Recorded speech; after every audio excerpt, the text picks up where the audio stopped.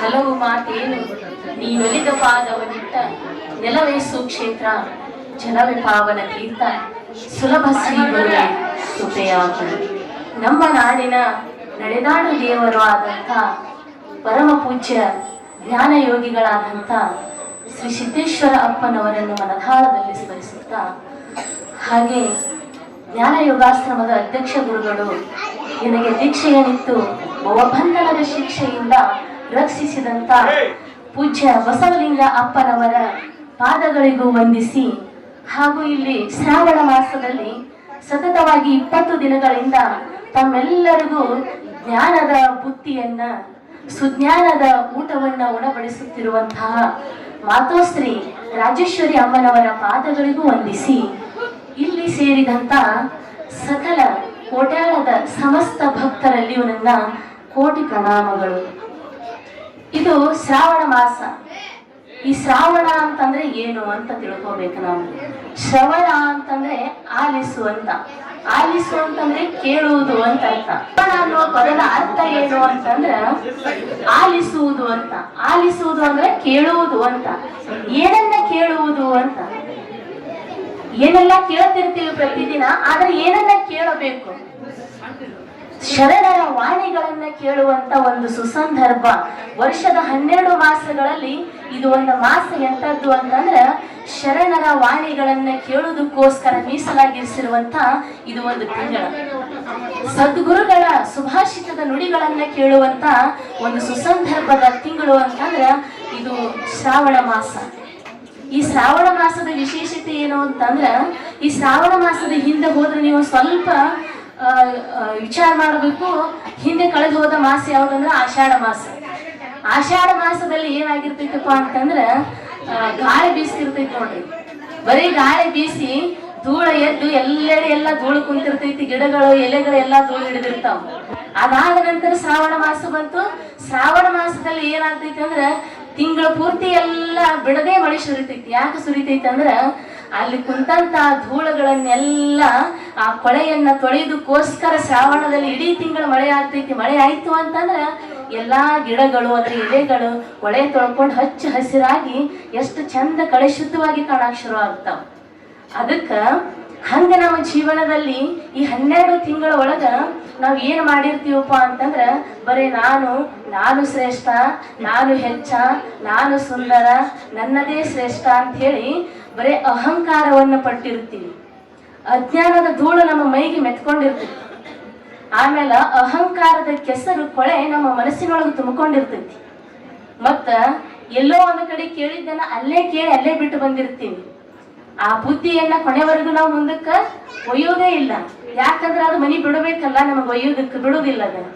ಅದಕ್ಕಾಗಿ ನಾವು ಏನ್ ಮಾಡಿರ್ತೀವಪ್ಪ ಅಂದ್ರ ಆ ಒಂದು ಕೊಳೆ, ಆ ಧೂಳು, ಅಜ್ಞಾನ ಅಹಂಕಾರದ ಧೂಳು, ಅಜ್ಞಾನದ ಕೊಳೆ ನಮ್ಮ ಮೈಗೆ ಏನು ಮೆತ್ಕೊಂಡಿರ್ತೈತಲ್ಲ ಅದನ್ನ ಸ್ವಚ್ಛವಾಗಿ ತೊಳ್ಕೋಬೇಕಪ್ಪ ಅಂತಂದ್ರ ಇಂಥ ಒಂದು ಮಠಗಳ ಸನ್ನಿಧಾನದಲ್ಲಿ ಮತ್ತು ಸದ್ಗುರುವಿನ ಸಮ್ಮುಖದಲ್ಲಿ ಕುಂತ್ಕೊಂಡು 1-2 ಸುವಿಚಾರಗಳನ್ನ ಕೇಳಿದೀವ ಅಂದ್ರ ಅದು ಸ್ವಚ್ಛ ಆಗಿಬಿಡ್ತೈತಿ. ಅದಕ್ಕೋಸ್ಕರ ನಾವಿಲ್ಲಿ ಶ್ರಾವಣ ತಿಂಗಳದೊಳಗ ಒಂದು ಮಠ ಮಂದಿರಗಳಲ್ಲಿ ಸದ್ಗುರುವಿನ ಸಮ್ಮುಖದಲ್ಲಿ ಒಂದಷ್ಟು ಸಮಯವನ್ನ ಕಳೆಯಬೇಕು ಅಂತ ಸಂತರು ಶರಣರು ಏನ್ ಮಾಡ್ಯಾರ ಅಂದ್ರೆ ಈ ಒಂದು ಶ್ರಾವಣ ಮಾಸವನ್ನ ನಮಗಾಗಿ ಮೀಸಲಿಟ್ಟಾರ. ಅದನ್ನ ನಾವೆಲ್ಲರೂ ಸರಿಯಾಗಿ ಏನ್ ಮಾಡ್ಬೇಕಂದ್ರ ಬಳಸ್ಕೋಬೇಕು. ಅಷ್ಟೇ ಅಲ್ಲ, ಬರೇ ಒಂದು ವರ್ಷ ಪೂರ್ತಿ ನಾವ್ ಏನ್ ಮಾಡಿರ್ತೀವ ಅಂದ್ರ ಬರೇ ಮಂದಿದ ಮಾತಾಡಿ ನಾನ ಶ್ರೇಷ್ಠ ನೀ ಕನಿಷ್ಠ ಅನ್ಕೊಂಡು ಏನಾಗಿರ್ತೈತಪ್ಪ ಅಂದ್ರ ನಮ್ಮ ಒಳಗ ಸುಜ್ಞಾನದ ಕೀಲಗಳಿರ್ತಾವ. ಈ ದೇಹದ ಬಂಡಿಗೆ ಅವು ಸವದಿರ್ತಾವ. ಆ ಹಳೆಯ ಕೀಲಗಳನ್ನ ತೆಗೆದು ಹಾಕಿ ಹೊಸ ಕೀಲಗಳನ್ನ ಮತ್ತೆ ಈ ಬಂಡಿ ನಡೆಸಬೇಕಾದ್ರೆ ಹೊಸ ಕೀಲಗಳನ್ನ ಜೋಡಿಸ್ಕೊಳ್ಳೋದಕ್ಕ ಈ ಶರಣರ ಸನ್ನಿಧಾನಕ್ಕೆ ನಾವು ಬರಲೇಬೇಕು. ಇಲ್ಲ ನಾನು ಬರುದಿಲ್ಲ ಅಂದ್ರ ನಮ್ಮ ಕೀಲುಗಳ ಸಮದಿರ್ತಾವ. ಅವಾಗ ಅದ ಬಂಡಿ ಏನಾಗ್ತೈತಪ್ಪ ಅಂತಂದ್ರ ಕೀಲುಗಳ ಸಮದು ಅಂದ್ರೆ ಗಾಡಿ ಹೆಂಗಾಗ್ತೈತಿ ಗೊತ್ತೇನ್ರಿ? ಕೀಲುಗಳ ಮುರಿದು ಅಂದ್ರೆ ಗಾಲಿಗಳ 2 ಉರುಳಿ ಬೀಳ್ತಾವ, ಬಂಡಿ ನಡವ ಕುಂದಿರ್ತೈತಿ, ದಂಡಿ ಮುಟ್ಟೋದಿಲ್ಲ. ಹಂಗ ಅದಕ್ಕ ಒಂದು ವಚನ ಹೇಳ್ಯಾರ ಶರಣರು, ಕಡೆಗೇಲಿಲ್ಲದ ಬಂಡಿ ಹೊಡೆಗಡೆಯದೆ ಮಾಂಬುದೆ, ಕಡೆಗೀಲು ಬಂಡಿಗಾಧಾರ ಈ ಕಡು ದರ್ಪವೇರಿದ ಒಡಲೆಂಬ ಬಂಡಿಗೆ ಮೃಡ ಶರಣರ ನುಡಿಗಡನವೇ ಕಡೆಗೀಲು ಕಾಣ ರಾಮನಾಥ ಅಂತ ಹೇಳ. ಅಂದ್ರ ಕಡೆಗೀಲಿಲ್ಲದ ಬಂಡಿ ಅಂದ್ರೆ ಒಂದು ಎತ್ತಿನ ಗಾಡಿ ಎಲ್ಲರಿಗೂ ಗೊತ್ತದ ನಿಮಗ. ಎತ್ತಿನ ಗಾಡಿಗೆ 2 ಚಕ್ರಗಳಿರ್ತಾವ. ಮತ್ತೆ ನಡು ಬಂಡಿ ಇರ್ತೈತಿ, ಮುಂದೆ 2 ಚಲೋ ಎತ್ತುಗಳು ಹೂಡಿರ್ತಾರ. ಬರೀ 2 ಗಾಲಿ ಇದ್ರೆ ಸಾಲೋದಿಲ್ಲ, ನಡುವಿನ ಬಂಡಿ ಒಂದೇ ಇದ್ರೆ ಸಾಲೋದಿಲ್ಲ. ಮುಂದೆ ಬಾಳ ಗಟ್ಟಿ ಮುಟ್ಟಾಗಿ ಮೇಯಿಸಿದ 2 ಎತ್ತುಗಳನ್ನೇ ನಾ ಕೊಳ್ಳ ಕಟ್ಟೀನಿ ಅಂದ್ರೆ ಸಾಲೋದಿಲ್ಲ. ಅದಕ್ಕ ಆ ಗಾಲಿಯ ಬದಿಗೆ 2 ಬದಿಗೆ ಏನ್ ಹಾಕಬೇಕಪ್ಪ ಅಂದ್ರ 2 ಕೀಲುಗಳನ್ನ ಹಾಕಬೇಕು. ಕೀಲುಗಳನ್ನ ಹಾಕದಿನಿ ಎಂತ ಬಂಡಿಯನ್ನು ಮಾಡಿದ್ರು, ಎಂತ ಬಂಡಿಯನ್ನು ನಡೆಸಿದ್ರು ಅದು ನೀ ಅನ್ಕೊಂಡ ಜಾಗವನ್ನು ಅದು ಮುಟ್ಟುವುದಿಲ್ಲ, ನಡುವ ಹೋಗ್ತೈತಿ. ಆ ಬಂಡಿಯನ್ನು ಹೊಡೆದಿವ ಅಂತಾರ 2 ಗಾಲಿಗಳ ಪಾರ ಆಗ್ತಾವ, ಬಂಡಿ ನಡು ಕುಂತು ಬಿಡ್ತೈತಿ. ಅದಕ್ಕೆ ಕಡೆಗೀಲಿಲ್ಲದ ಬಂಡಿ ಹೊಳೆಗಡೆಯದೆ ಮಾಂಬುದೆ, ಕಡೆಗೀಲು ಬಂಡಿಗಾಧಾರ. ಆ ಕಡೆಗೀಲ ಇಡೀ ಬಂಡಿಯನ್ನ ದಂಡಿಗಾಣಿಸಿದ ಯಾರು? ನಾನ ಹೊಡ್ಕೊಂಡ್ ಬಂದಿನ್ರಿ ಅಂತ ಹೇಳ್ತಾರ ಮನುಷ್ಯ ಅದ್ರ ಮ್ಯಾಲ ಕುಂತ್ಕೊಂಡು. ಅಲ್ಲಿಂದ ಆ ಊರಿಂದ ಇಲ್ಲಿಗೆ ಬಂಡಿ ನಾನ ತಂದೇರಿ ಅಂತ. ಅದಕ್ಕೆ ಆಧಾರ ಯಾರು ಅಂತ ನಾವು ವಿಚಾರ ಮಾಡೋದಿಲ್ಲ. ಅದಕ್ಕೆ ಆಧಾರ ಯಾರು? ಅವೆರಡು ಕೀಲುಗಳು ಇರ್ಲಿಲ್ಲ ಅಂದ್ರೆ ನೀ ಏನು ಬಂಡಿ ತರ್ತೀಯಪ್ಪ ಮನುಷ್ಯನೇ? ಸಾಧ್ಯ? ಅಸಾಧ್ಯವಾದದ್ದು. ಕಡೆಗೀಲು ಬಂಡಿಗಾದರೆ ಈ ಕಡು ದರ್ಪವೇರಿದ ಒಡಲೆಂಬ ಬಂಡಿಗೆ. ಈ ದೇಹ ಏನೈತಲ್ಲ, ಈ ಮನಸ್ಸು, ಈ ಜೀವನ, ಮನುಷ್ಯನ ಸಂಸಾರ, ಇದರೊಳಗ ಕೇವಲ ಹೆಚ್ಚಾಗಿ ಏನು ತುಂಬಿಕೊಂಡಿರ್ತೈತಿ ಅಂದ್ರ ದರ್ಪ ಅಂದ್ರೆ ಅಹಂಕಾರ. ಇದು ತುಂಬಿಕೊಂಡಂತ ಬಂಡಿ ಇದ್ರೊಳಗೆ ನಾವ್ ಏನ್ ಮಾಡಿವಿ ಜೀವನದೊಳಗೆ ಹೆಚ್ಚು ಅಂದ್ರ ಬರೀ ಸುಳ್ಳಿನ ಮೂಟೆಗಳ, ಅಹಂಕಾರದ ಚೀಲಗಳು, ಅಜ್ಞಾನದ ಚೀಲಗಳನ್ನ ಹೊರಿಸಿ ಬಂಡಿಯನ್ನ ಸಾಕ್ಸಾಕತ್ತೀವಿ. ಮತ್ತ ಅದ್ ಹೆಂಗ್ ನಡಿತೈತಿ? ಅದ್ರಾಗ ಸುಜ್ಞಾನದ ಕೀಲಗಳನ್ನ ಹಾಕೇ ಇಲ್ಲ ನಾವು. ಅದಕ್ಕೆ ಹಾಕದೇ ಇದ್ರ ಅದ್ ಹೆಂಗ ಬಂಡಿ ಸಾಗಿತ್ತು? ಆ ಬಂಡಿ ಹಾಕೋಬೇಕಪ್ಪ ಅಂತಂದ್ರ ನಾವ್ ಎಲ್ಲಿಗೆ ಬರ್ಬೇಕಂದ್ರ ಇಲ್ಲಿ ಮುಕ್ತಂಕಾರನ ಸನ್ನಿಧಿಗೆ ಬರಲೇಬೇಕು, ಶರಣರ ಮುಂದೆ ಕುಂತ್ಕೊಳ್ಳೇಬೇಕು.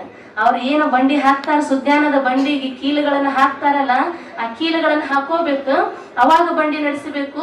ಅವಾಗ ಬಂಡಿ ನೀ ಅನ್ಕೊಂಡದ ದಂಡಿಯನ್ನ ಸೇರ್ತೈತಿ ಅದು ಬಂಡಿ. ಇಲ್ಲದಿದ್ರ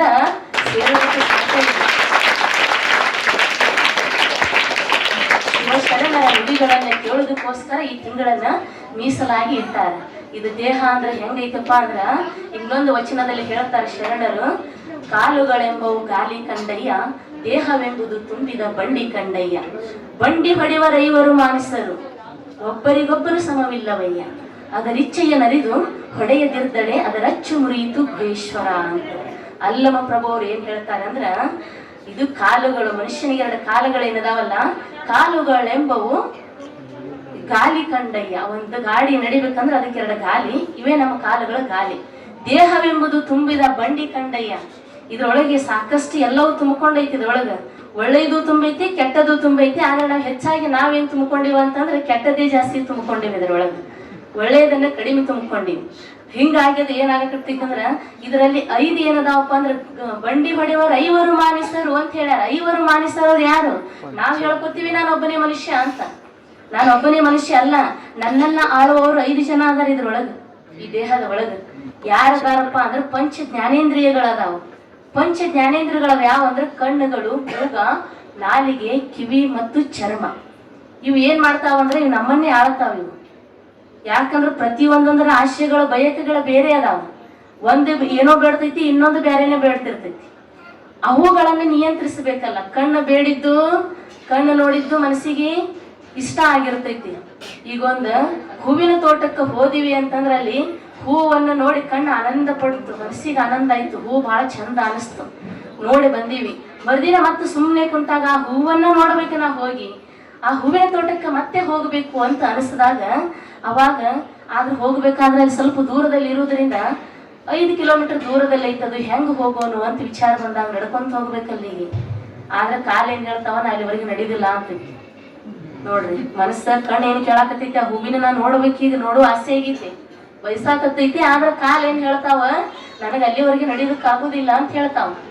ನೋಡಿ ನಮ್ಮ ಒಳಗ, ನಮ್ಮ ದೇಹದೊಳಗೆ ಇರುವಂತಹದ್ದು, ನಮ್ಮ ದೇಹದೊಳಗಿರುವಂತ ನನ್ನ ಇಂದ್ರಿಯಗಳೇ ನನಗ ಸರಿಯಾಗಿ ನಡೆಸುವುದಕ್ಕ ಬೆಂಬಲ ಕೊಡುವುದಿಲ್ಲ, ಒಂದನ್ನ ಒಂದು ವಿರೋಧಿಸ್ತಾವ ಅಂತಂದ ಮ್ಯಾಲ ನಾವು ಜೀವನದಲ್ಲಿ ಇನ್ನೊಬ್ಬ ವ್ಯಕ್ತಿಯನ್ನ ನನ್ನ ತಕ್ಕಂಗೆ ನೀನಿರಬೇಕು, ನನ್ನ ಬಯಕೆಯಂತೆ ನೀನಿರಬೇಕು, ನನ್ನ ಇಚ್ಛೆಯಂತೆ ನೀನಿರಬೇಕು ಅಂತ ನಾವು ಅನ್ಕೊಳ್ತೀವಲ್ಲ, ಅದೇ ಮಹಾ ದೊಡ್ಡ ತಪ್ಪುಗಳನ್ನ ಮಾಡ್ತೀವಿ ನಾವು ಜೀವನದೊಳಗೆ.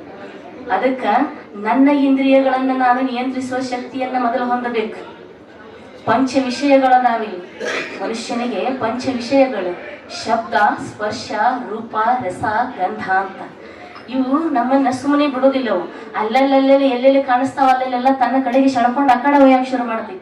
ನಾವೆಲ್ಲ ಅನ್ಕೊಂಡಿರ್ತೀವಿ ನಾವ್ ಇಲ್ಲೇ ಹೋಗ್ಬೇಕು ಮುಕ್ತಂಕಾರ ದೇವಸ್ಥಾನಕ್ಕಂತ ಬರ್ಬೇಕಂತ ಬೆಳಿಗ್ಗೆ ಏನ್ ಮಾಡಿರ್ತೀವಿ, ಮನ್ಯಾಗಿನ ಜಾಗ ಬಿಟ್ಟಿರ್ತೀವಿ, ಮನ್ಯಾಗ ಬೈದಿರ್ತಾರೆ, ಏನ್ ದೇವ್ರಿಗೆ ಹೋಗಂಗಿಲ್ಲ, ಸ್ವಲ್ಪ ಕಾಲು ಬೆಳಂಗಿಲ್ಲ, ಹೋಗಿ ಬಿದ್ದು ಬರ್ರಿ ಅಂತ ಕಳಿಸಿರ್ತಾರೆ.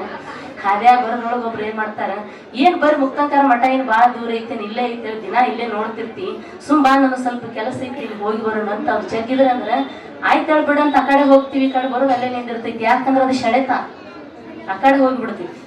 ಹಂಗ ಆ ಸೆಳೆತಕ್ಕೆ ಒಳಗಾಗಲಾರ್ದಂಗ ನಮ್ಮ ಇಂದ್ರಿಯಗಳನ್ನ ನಿಯಂತ್ರಣದಲ್ಲಿ ಹತೋಟಿಯಲ್ಲಿ ಇಟ್ಟುಕೊಳ್ಳುವುದೇ ಒಂದು ಸಾಧನ, ಅದು ಯೋಗ ಸಾಧನ. ಅಂತ ಒಂದು ಸಾಧನೆಯನ್ನ ಯಾರು ಮಾಡ್ತಾರಪ್ಪ ಅಂದ್ರ ಇವು ಪಂಚ ಜ್ಞಾನೇಂದ್ರಿಯಗಳನ್ನ ಸೆಳೆತಕ್ಕೆ ಒಳಗಾಗದಂಗ ಮತ್ತು ಈ ಪಂಚ ವಿಷಯಗಳಿಗೆ ಒಳಗಾಗದಂಗ ಈ ಅರಿಷಡ್ ವರ್ಗಗಳು ಅಂತ ಏನದಾವಲ್ಲ 6 ಗುಣಗಳು, ಕಾಮ, ಕ್ರೋಧ, ಮದ, ಮೋಹ, ಮತ್ಸರ, ಲೋಭ ಅನ್ನುವಂಥವು, ಇವುಗಳಿಗೆ ಒಳಗಾಗಿ ಬರೀ ಅದರ ಹಿಂದೆ ಹೋಗದೆ ಅವುಗಳನ್ನು ಸುಟ್ಟು ಹಾಕಿ ಕೇವಲ ತಾನು ಏನೂ ಅಲ್ಲ ಅನ್ನುವ ಬಯಲ ಭಾವನೆಯನ್ನು ತಾಳಿದವರು ಯಾರಂತಂದ್ರ ಸಂತರು, ಶರಣರು. ಅದಕ್ಕಾಗಿ ನಾವು ಅಲ್ಲಿ ಬರಬೇಕು. ಕೇವಲ ಬರೀ ಮನೆಯಲ್ಲಿ ಕುಂತ್ಕೊಂಡು ಪೂಜೆ ಮಾಡುವುದರಿಂದನೇ ನಮಗೆ ದೇವರು ಒಲಿತಾನ, ನಮಗ ಬುದ್ಧಿ ಅರಿವು ಮೂಡ್ತೈತೆ ಅಂತ ಅನ್ಕೊಳ್ಳೋದು ತಪ್ಪು. ಯಾಕಂತಂದ್ರ ನಮಗ ಸುಮ್ಮನೆ ಒಂದು ಕಲ್ಲು ಮೂರ್ತಿ, ಅದು ಕಲ್ಲು ಮೂರ್ತಿ ಎಲ್ಲದರಲ್ಲೂ ದೇವರದಾನ, ಸರ್ವವ್ಯಾಪಿಯಾಗಿ ಅದನ್ನ ದೇವ್ರು ಇಲ್ಲ ಅಂತಲ್ಲ, ಆದ್ರ ಹಿಂಗೆ ನಡಿಬೇಕು ಅಂತ ಹೇಳಿ ಒಂದು ಸನ್ಮಾರ್ಗವನ್ನು ತೋರಿಸೋರು ಯಾರಾದ್ರೂ ಇದ್ರ ಅದು ಒಬ್ಬರು ಸಂತರು, ಶರಣರು, ಒಬ್ಬ ಗುರು ಅಂತ ಹೇಳೋದಕ್ಕೆ ಇಷ್ಟಪಡ್ತೀನಿ ನಾನು. ಅಂಥ ಒಂದು ಸನ್ನಿಧಾನ ಈ ಕೋಟ್ಯಾಳದೊಳಗೆ ಒಂದು ಬಹಳ ವಿಶೇಷವಾಗಿ, ಅದು ಯಾವಾಗ ಹುಟ್ಕೊಂಡೈತೋ ಗೊತ್ತಿಲ್ಲ, ಪ್ರಾಚೀನ ಕಾಲದಿಂದಲೂ ಇಲ್ಲಿವರೆಗೂ ಅದನ್ನು ಮುಂದೆ ತಗೊಂಡು ವರ್ಷಕೊಂಡು ಪ್ರತಿ ವರ್ಷ ಒಂದು ತಿಂಗಳವರೆಗೆ ಸತತವಾಗಿ ಆಧ್ಯಾತ್ಮ ನಿಮ್ಮೆಲ್ಲರಿಗೂ ಉಣಬಡಿಸುವಂತ ಒಂದು ಸಂದರ್ಭ ಅಂದ್ರೆ ಇದು ಐತಪ್ಪ ಅಂದ್ರೆ ಬಹಳ ಪುಣ್ಯ ಮಾಡಿದ್ದಂತ. ಅದು ಕೆಲವೊಂದು ಊರುಗಳಲ್ಲಿ ಅಷ್ಟೊಂದು ಮಂದಿರಗಳು ಇಲ್ಲ, ಕೆಲವೊಂದು ಊರುಗಳು ಪ್ರವಚನ ಪುರಾಣಗಳೇ ಇಲ್ಲ. ನೀವೆಲ್ಲರೂ ಪ್ರತಿ ವರ್ಷ ಕೇಳ್ತೀರಿ ಅಂತಂದ್ರೆ ಬಹಳ ಪುಣ್ಯ ಮಾಡಿದಂಥವ್ರು ನೀವೆಲ್ಲರೂ. ಅದಕ್ಕೆ ಅಂತ ಶರಣರು ಮುಂದೆ ಕುಂದಿರ್ಬೇಕು. ಶರಣರು ಏನ್ ಮಾಡ್ತಾರೆ ನಮಗಂದ್ರ ಬಯಲು ಭಾವನೆಯನ್ನ ನಮ್ಮಲ್ಲಿ ಉತ್ಪತ್ತಿ ಮಾಡ್ತಾರ. ಬಯಲು ಭಾವನೆ ಅಂದ್ರೆ ಏನು, ಏನೈತಪ್ಪ ಜೀವನದಲ್ಲಿ, ಮನುಷ್ಯನೇ ಏನೈತಿ ಜೀವನದಲ್ಲಿ, ಈ ದೇಹ ಅಂದ್ರೆ ಏನು, ಇದು ಎಲ್ಲಿಂದ ಉತ್ಪತ್ತಿ ಆಯ್ತು, ಇದು ಹೇಗೆ ಬಂತು, ಮೂಲತಃ ಎಲ್ಲಿಂದ ಬಂತು. ನಾವು ಎಷ್ಟು ಕಂಡುಕೊಂಡಿವಿ ಅಂದ್ರೆ ಹೋಗಿ ಕನ್ನಡಿ ಮುಂದೆ ನಿಂತೀವಂದ್ರೆ ಇದು ದೇಹ ಮಾತ್ರ ಒಂದು, ಇದು ನಾನು, ಇದು ನಂದು, ಇದೇನು ಕಾಣ್ತೈತಿ ರೂಪ ಇದು ನಂದು ಅಂತ ಅನ್ಕೊಂಡ್ಬಿಟ್ಟಿವಿ. ಅದ್ಯಾವುದೂ ನಂದಲ್ಲ, ಅದ್ಯಾವುದೂ ನಂದು ಅಲ್ಲ. ಅದ್ರ ಹಿಂದೆ ಯಾವುದು ನಂದು, ಅದರ ಹಿಂದೆ ದೇಹ ಎಲ್ಲಿಂದ ಹುಟ್ಕೋತು, ಅದರ ಹಿಂದೆ ಏನಿತ್ತು, ಒಂದು ಪೃಥ್ವಿ. ಈ ಪೃಥ್ವಿ ಸಕಲ ಜನ್ಮಕ್ಕೂ ಕಾರಣವಾಗಿರುವಂತದ್ದು ಪೃಥ್ವಿ. ಪೃಥ್ವಿ ಹೆಂಗೆ ಹುಟ್ಕೊಂತು, ಅಪ್ಪುವಿನಿಂದ, ಅಪ್ಪು ಅಂದ್ರೆ ಜಲ, ಜಲದಿಂದ ಹುಟ್ಟು. ಜಲ ಹೇಗೆ ಹುಟ್ಟು, ಅಗ್ನಿಯಿಂದ ಹುಟ್ಟು. ಅಗ್ನಿ ಹೇಗೆ ಹುಟ್ಟು, ವಾಯುವಿನಿಂದ ಹುಟ್ಟು. ವಾಯು ಹೇಗೆ ಹುಟ್ಟಿದ, ಆಕಾಶದಿಂದ ಹುಟ್ಟಿದ. ಆಕಾಶನ ತಂದೆ ಯಾರು, ಅತೀತ. ಅತೀತನ ತಂದೆ ಯಾರು, ಆದಿ. ಎಲ್ಲಿಂದ ಬಂತು ಆದಿ ಅಂದ್ರೆ ಏನು, ಆಕಾಶವೇ ಅಂದ್ರೆ ನೀವೇನಂತ ಕಲ್ಪನೆ ಮಾಡ್ಕೊಂಡ್ರೆ ಅಲ್ಲಿ ಏನೈತಪ್ಪ ಅಂದ್ರೆ ಆಕಾಶ ಅಂದ್ರೆ ಏನೂ ಇಲ್ಲ, ಖಾಲಿ ಅದಲ್ಲಿ. ಖಾಲಿ ಅದಲ್ಲಿ ಕೈಗೆ ಹಚ್ಚಿದ್ರೆ ಮುಟ್ಟಿದ್ರೆ ಏನಾರ ಒಂದು ಕೈಗೆ ತಟ್ಟುವಂತದ್ದು ತಗುಲುವಂತದ್ದಲ್ಲಿ ಏನೋ ಒಂದು ವಸ್ತು ಇಲ್ಲ. ಆಕಾಶವೇ ಒಂದು ನಿರ್ಭಯಲವಾದಂಥದ್ದು ಬಯಲಿರ್ಬೇಕಾದ್ರ ಅದರ ಆಕಾಶದ ತಂದೆ ಯಾರು, ಅತೀತ. ಅದು ಎಷ್ಟು ಬಯಲಾಗಿರ್ಬೇಕು. ಆ ಅತೀತದ ತಂದೆ ಅದೇ ಬಯಲಂದ್ರೆ ಅದ್ರ ಹಿಂದಿನದ ಆದಿ, ಅದು ಎಷ್ಟು ಬಯಲಾಗಿರ್ಬೇಕು. ಅಂಥ ಬಯಲದಿಂದ ಬಂದಂತ ಈ ದೇಹವನ್ನ, ಈ ಕಾಣುವ ರೂಪವನ್ನೇ ಮೆಚ್ಕೊಂಡ್ಬಿಟ್ಟಿವ್ ನಾವು. ಮೆಚ್ಚಿ ಮೆಚ್ಚಿ ಮರಳಾಗಿ ಬಿಟ್ಟಿವಿ. ಇದಕ್ಕೆ ನಾವು ಹೇಳ್ಕೊತಿರ್ತೀವಿ, ನಮ್ಮನ್ನ ಬಹಳ ಎಲ್ಲಾರು ಇಷ್ಟಪಡ್ಬೇಕು. ನೋಡ್ರಿ ಈ ದೇಹ ಎಷ್ಟು ಚಂದ ಐತಿ, ಇದನ್ನ ಇಷ್ಟಪಡಬೇಕು, ನೀ ನನ್ನನ್ನ ಇಷ್ಟಪಡಬೇಕು, ನಾ ನಿನ್ನನ್ನ ಇಷ್ಟಪಡ್ತೀನಿ. ಎಷ್ಟು ಇಷ್ಟಪಡ್ತೀವಿ ನಾವು. ಬೇರೆದವ್ರು ಯಾರು ಒಂದ್ ಸ್ವಲ್ಪ ದೂಷಿಸಿದ್ರೆ ಆಗಿ ಬರೋದಿಲ್ಲ ನಮಗೆ. ಕಾರಣ ಏನು, ನಾವು ಬರೀ ಇದನ್ನಷ್ಟೇ ಮೆಚ್ಚಿವಿ ಅಂತ ಹೇಳಿ. ಅದನ್ನ ನಾವು ಮೆಚ್ಚುವುದಲ್ಲ. ಇದು ದೇಹ ಎಲ್ಲಿಂದ ಬಂತು ಅಂತ ತಿಳ್ಕೊಂಡ್ರ ಈಗ ಬಯಲದಿಂದ ಬಂತು. ಅಲ್ಲಮ ಪ್ರಭು ಅವರು ಹೇಳ್ತಾರ, ಸಹಜವೂ ಇಲ್ಲ, ಅಸಹಜವೂ ಇಲ್ಲ, ಸತ್ಯವೂ ಇಲ್ಲ, ಅಸತ್ಯವೂ ಇಲ್ಲ, ನಾನೂ ಇಲ್ಲ, ನೀನೂ ಇಲ್ಲ, ಇಲ್ಲ ಇಲ್ಲ ಎಂಬುದು ತಾನಿಲ್ಲ, ಗುಹೇಶ್ವರ ಎಂಬುದು ತಾ ಬಯಲು ನೋಡ ಅಂತೇಳಿ. ಏನೈತಿ ಇಲ್ಲಿ, ಎಲ್ಲವೂ ಬಯಲೈತಿ. ಈಗ ನಾವು ಇಲ್ಲಿ ಕುಂತ್ಕೊಂಡು ಸ್ವಲ್ಪ ಕಲ್ಪನೆ ಮಾಡ್ಕೊಂಡು ಬಿಟ್ಟಿವಂದ್ರ 100 ವರ್ಷಕ್ಕೆ ಹಿಂದಕ್ಕೆ ಹೋದಿವಂದ್ರೆ ಈ ಒಂದು ಸ್ಥಳದಲ್ಲಿ ಯಾರು ಕುಂತಿದ್ರು, ಇಲ್ಲಿ ಯಾರಿದ್ರು ಅಂತ ಕೇಳಿದ್ರೆ ನಮ್ಗೆ ಯಾರಿಗೂ ಗೊತ್ತಿಲ್ಲ ಯಾರು ಕುಂತು ಮಾತಾಡ್ತಿದ್ರು ಅಂತ ಹೇಳಿ. ಅವ್ರು ಹೋದ್ರು ಬೈಲಾಗಿ ಹೋದ್ರು. ಮತ್ತೆ ಆ ಸ್ಥಳದಾಗ ನಾವು ಬಂದೀವಿ, ಇಲ್ಲಿ ನಾನೇ ಇರ್ತೀನಿ ಅಂತ ಅನ್ಕೊಂಡಿರ್ತೀವಿ ನಾವು. ಇದು ನಂದಿದು, ಈ ಸ್ಥಳ ನಂದು, ಇಲ್ಲೇನು ಕುಂತೀನಲ್ಲ ಇದು ನಂದಿದು, ಇದು ಎಲ್ಲವೂ ನಂದು, ಇದನ್ನೇನು ಗಳಿಸಿಟ್ಟಿನಲ್ಲ ಇದು ನಂದಿದು, ಇದು ನಂದೇ ಅನ್ಕೊಂಡಿರ್ತೀವಿ. ಅದು ಯಾವುದೂ ನಂದಲ್ಲ, ಅದು ಯಾರ ಪಾಲದ್ದೋ ಗೊತ್ತಿಲ್ಲ. ಹಿಂಗ ಬರ್ತೈತಿ, ಹಿಂಗ ಹೋಗಿ ಬಿಡ್ತೈತಿ. ಅದು ಯಾವುದು ಶಾಶ್ವತವಾದದ್ದಲ್ಲ, ನಶ್ವರವಾದದ್ದು. ಸಂಸಾರ ಅನ್ನೋದು ಬಹಳ ಮೆಚ್ಚಬಾರದು. ಸಂಸಾರಿಗಳಾಗಬೇಕು. ಎಲ್ಲರೂ ಸನ್ಯಾಸಿಗಳಾದ್ರೂ ಜೀವನ ನಡೆಯುವುದಿಲ್ಲ, ಸಂಸಾರ ಬೇಕು. ಆದ್ರೆ ಸಂಸಾರದೊಳಗೆ ಹೆಂಗಿರ್ಬೇಕಪ್ಪ ಅಂದ್ರೆ ಎಲ್ಲ ಅದ್ರೊಳಗಿದ್ದು ಅದ್ರೊಳಗೆ ಬಹಳ ಅದ್ರೊಳಗೆ ನಂಬಿಕೊಂಡು ಅದೇ ಶ್ರೇಷ್ಠ, ಅದೇ ಶಾಶ್ವತ ಅಂತ ನಂಬಿಕೊಂಡು ಅಂಟ್ಕೊಂಡು ಬದುಕಬಾರದು. ಅದ್ರೊಳಗೆ ಇದ್ರೂ ಅದಕ್ಕೆ ಅಂಟ್ಕೊಳ್ಳಾರ್ದಂಗೆ ಸ್ವಲ್ಪ ಬದುಕಬೇಕು. ಸಂಸಾರ ಅಂದ್ರೆ ನಾವು ಏನ ಅಂತ ತಿಳ್ಕೊಬೇಕಂದ್ರೆ ಅದೊಂದು ಶರಣರ ವಚನದೊಳಗೆ ಹೇಳ್ತಾರೆ, ಸಂಸಾರವೆಂಬುದು ಗಾಳಿಯ ಸೊಡರು, ಸಿರಿ ಎಂಬುದೊಂದು ಸಂತಿಯ ಮಂದಿ ಕಂಡಯ್ಯ. ಸಿರಿ ಎಂಬುದನ್ನು ಮೆಚ್ಚಿ ಕೆಡಬೇಡ, ಮರೆಯದೆ ಪೂಜಿಸು ನಮ್ಮ ಕೂಡಲ ಸಂಗಮ ದೇವನ ಅಂತ. ಸಂಸಾರ ಎಂಬುದು ಗಾಳಿಯ ಸೊಡರು. ಸಂಸಾರ ಅಂದ್ರೆ ಗಾಳಿಯ ಸೊಡರು ಅಂತ. ಸೊಡರು ಅಂದ್ರೆ ದೀಪ ಅಂತ. ಸಂಸಾರ ಅನ್ನೋದೇನೈತಲ್ಲ, ಇದು ಗಾಳಿಯೊಳಗೆ ಇಟ್ಟಂತ ದೀಪ ಇದ್ದಂಗಿದೆ. ಅದ್ರೊಳಗೆ ಪಣತಿ ಮಾಡಿರಿ, ಭಾಳ ಚಲೋ ಪಣತಿ ತಂದಿರಿ, ಚಲೋ ಎಣ್ಣೆ ಹಾಕಿರಿ ಅಥವಾ ತುಪ್ಪ ಹಾಕಿರಿ, ಚಂದ ಹೊಸಿದ ಬತ್ತಿ ಮಾಡಿರಿ, ದೀಪ ಹಚ್ಚಿ ಇಟ್ಟಿರಿ. ಎಲ್ಲಿ ಇಟ್ಟಿರಿ? ಅದನ್ನ ಗಾಳಿ ಒಳಗೆ ಇಟ್ಟಿವಿ ಅಷ್ಟೇ. ಆದ್ರೆ ಭರವಸೆ ಕೊಡ್ತೀರಿ, ನೀ ಪಣತಿ ಒಳಗಿನ ಎಣ್ಣೆ ಮುಗಿವರೆಗೂ ಈ ದೀಪ ಇದು ಆರ್ಲಾರ್ದಂಗ ಉರಿತೈತಿ. ಯಾವಾಗ ಎಣ್ಣೆ ಆಗ್ತೈತಿ ಅವಾಗ ಆರ್ತೈತಿ ಅಂತ ಯಾರು ಭರವಸೆ ಕೊಡ್ತೀರಿ? ಇಲ್ಲ. ಯಾಕಂದ್ರೆ ಗಾಳಿ, ಬಿರುಗಾಳಿ 4 ದಿಕ್ಕಿನಿಂದ ಹೊಡಿತೈತಿ ಬಿರುಗಾಳಿ. ಗಾಳಿ ಒಳಗಿಟ್ಟ ದೀಪದು ಯಾವ ಕ್ಷಣದಲ್ಲಿ ಯಾವಾಗ ನಂದಿ ಹೋಗ್ತದೋ ಗೊತ್ತಿಲ್ಲ. ಹಂಗ ನಮ್ಮ ಸಂಸಾರ ಅನ್ನೋದು, ಈ ಜೀವನ ಅನ್ನೋದು ಹಂಗೆ ಗಾಳಿಗೆ ಇಟ್ಟಂತ ದೀಪದಂಗ. ಅದಕ್ಕ ಮತ್ತ ಸಿರಿ ಎಂಬುದೊಂದು ಸಂತಿಯ ಮಂದಿ ಕಂಡಯ್ಯ ಅಂತ ಹೇಳ್ಯಾರ. ಸಿರಿ ಅಂತಂದ್ರೆ ಈ ಸಿರಿ ಸಂಪತ್ತು ಏನು ಗಳಿಸಿಟ್ಟಿವಲ್ಲ, ಸಂತಿ ಒಳಗಿನ ಮಂದಿ ಕಂಡಂಗಿದೆ. ಬೆಳಗ್ಗೆ 5 ಗಂಟೆಗೆ ನೋಡಿದ್ರೆ ಮಾರುಕಟ್ಟೆ ಒಳಗೆ ಯಾರು ಇರುವುದಿಲ್ಲ. ಹಾಂಗ 8-10 ಗಂಟೆ ಅನ್ನೋದ್ರೊಳಗಡೆ ಎಲ್ಲಾ ಊರಿನ ಜನರು ಬಂದು ಎಲ್ಲಾ ತರದ ಪದಾರ್ಥಗಳನ್ನು ತಂದು ಮಾರುಕಟ್ಟೆ ಕುಂದ್ರಾಕ್ ಜಾಗಿರುವುದಿಲ್ಲ, ಅಷ್ಟು ನೆರೆದಿರ್ತೈತೆ ಅಲ್ಲಿ.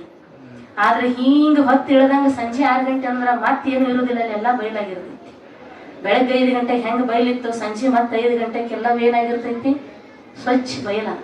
ಹಂಗ ಬದುಕನ್ನೋದು ಹಂಗ ಬಂದೈತಿ ಇವತ್ತ. ಇದು ಸಂತಿಯ ಮಂದಿ ಇದ್ದಂಗ ಅಷ್ಟೇ ನಂಬಬೇಕಿದ್ರೆ. ಇವತ್ತು ಸಿರಿ ಸಂಪತ್ತು ನಮ್ಮ ಪಾಲಿಗೆ ಏನ್ ಸಿಕ್ಕೈತಪ್ಪ, ದೇವ್ರು ಏನ್ ಕೊಟ್ಟಾನಲ್ಲ, ಇದು ದೇವ್ರ ಸುಮ್ಮನೆ ಅಷ್ಟು ಕೊಟ್ಟಾನಿದೆ.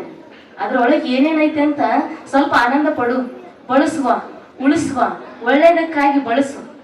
ನೀನು ಬದುಕು, ಇನ್ನೊಬ್ಬರನ್ನು ಬದುಕಿಸಿದ್ರಿಂದ ಅಂತ ಕೊಟ್ಟಾನ. ಅದಕ್ಕೋಸ್ಕರ ನಾವೇನು ಮಾಡಬೇಕು, ಅದನ್ನ ಚೆನ್ನಾಗಿ ಬೆಳೆಸಾಕತ್ತೀವಲ್ಲ, ಬೆಳೆಸಬೇಕು. ಬೆಳೆಸಬಾರ್ದು ಅಂತಲ್ಲ, ಆಸೆ ಪಡಬಾರ್ದು ಅಂತಲ್ಲ, ಅತಿ ಆಸೆ ಪಡಬಾರದು. ಎಲ್ಲಾರ್ದು ಬಾಯಿ ಮುಚ್ಚಿಸಿ, ಹೌದು ನನ್ನ ಬಾಯಾಗ ನೀರು ಹಾಕೊಳ್ಳಾರ್ದ ದುಡಿದು ದುಡಿದು ದುಡಿದು ಒಣಗ ಕಟ್ಟಿಗೆ ಆಗಿ ಗಂಟು ಗಳಿಸಿಟ್ಟು ಏನ್ ಮಾಡೋದೈತೆ ಅದ್ರೊಳಗ. ಒಬ್ಬಕ್ಕೆ ಅಜ್ಜಿ ಹಿಂಗ ಪ್ರವಚನ ಕೇಳಕ್ ಬಂದಿದ್ದಂತ. ಪ್ರವಚನ ಅಲ್ಲ, ಎಲ್ಲೋ ಒಂದು ಊರಲ್ಲಿ ಯಾರೋ ಒಬ್ಬರ ಮೃತ್ಯುವಾಗಿತ್ತು. ಅಲ್ಲಿ ಅಂತ್ಯ ಸಂಸ್ಕಾರಕ್ಕೆ ಹೋಗಿದ್ಲು. ಹೋದಾಗ ಆ ವ್ಯಕ್ತಿ ಹೆಂಗಿದ್ದಪ್ಪ ಅಂದ್ರ, ಅವ ಮನೆಯಾಗ ಯಾರಿಗ ಕೈಯಾಗ ಅಧಿಕಾರ ಕೊಟ್ಟಿದ್ದಿಲ್ಲ, ಕೀಲ್ ತನ್ನ ಕೈಯಾಗ ಇತ್ತು. ಎಲ್ಲಾ ಮಾಡಿ ಮಾಡಿ ಗಳಿಸಿ ಒಂದು ದಿನ ಏನು ಮಾಡಿದ್ದ ಅಂದ್ರ, ಒಂದು ದಿವಸ ಜೀವ ಹೋಯ್ತು, ಉಸಿರು ಹೋಯ್ತು.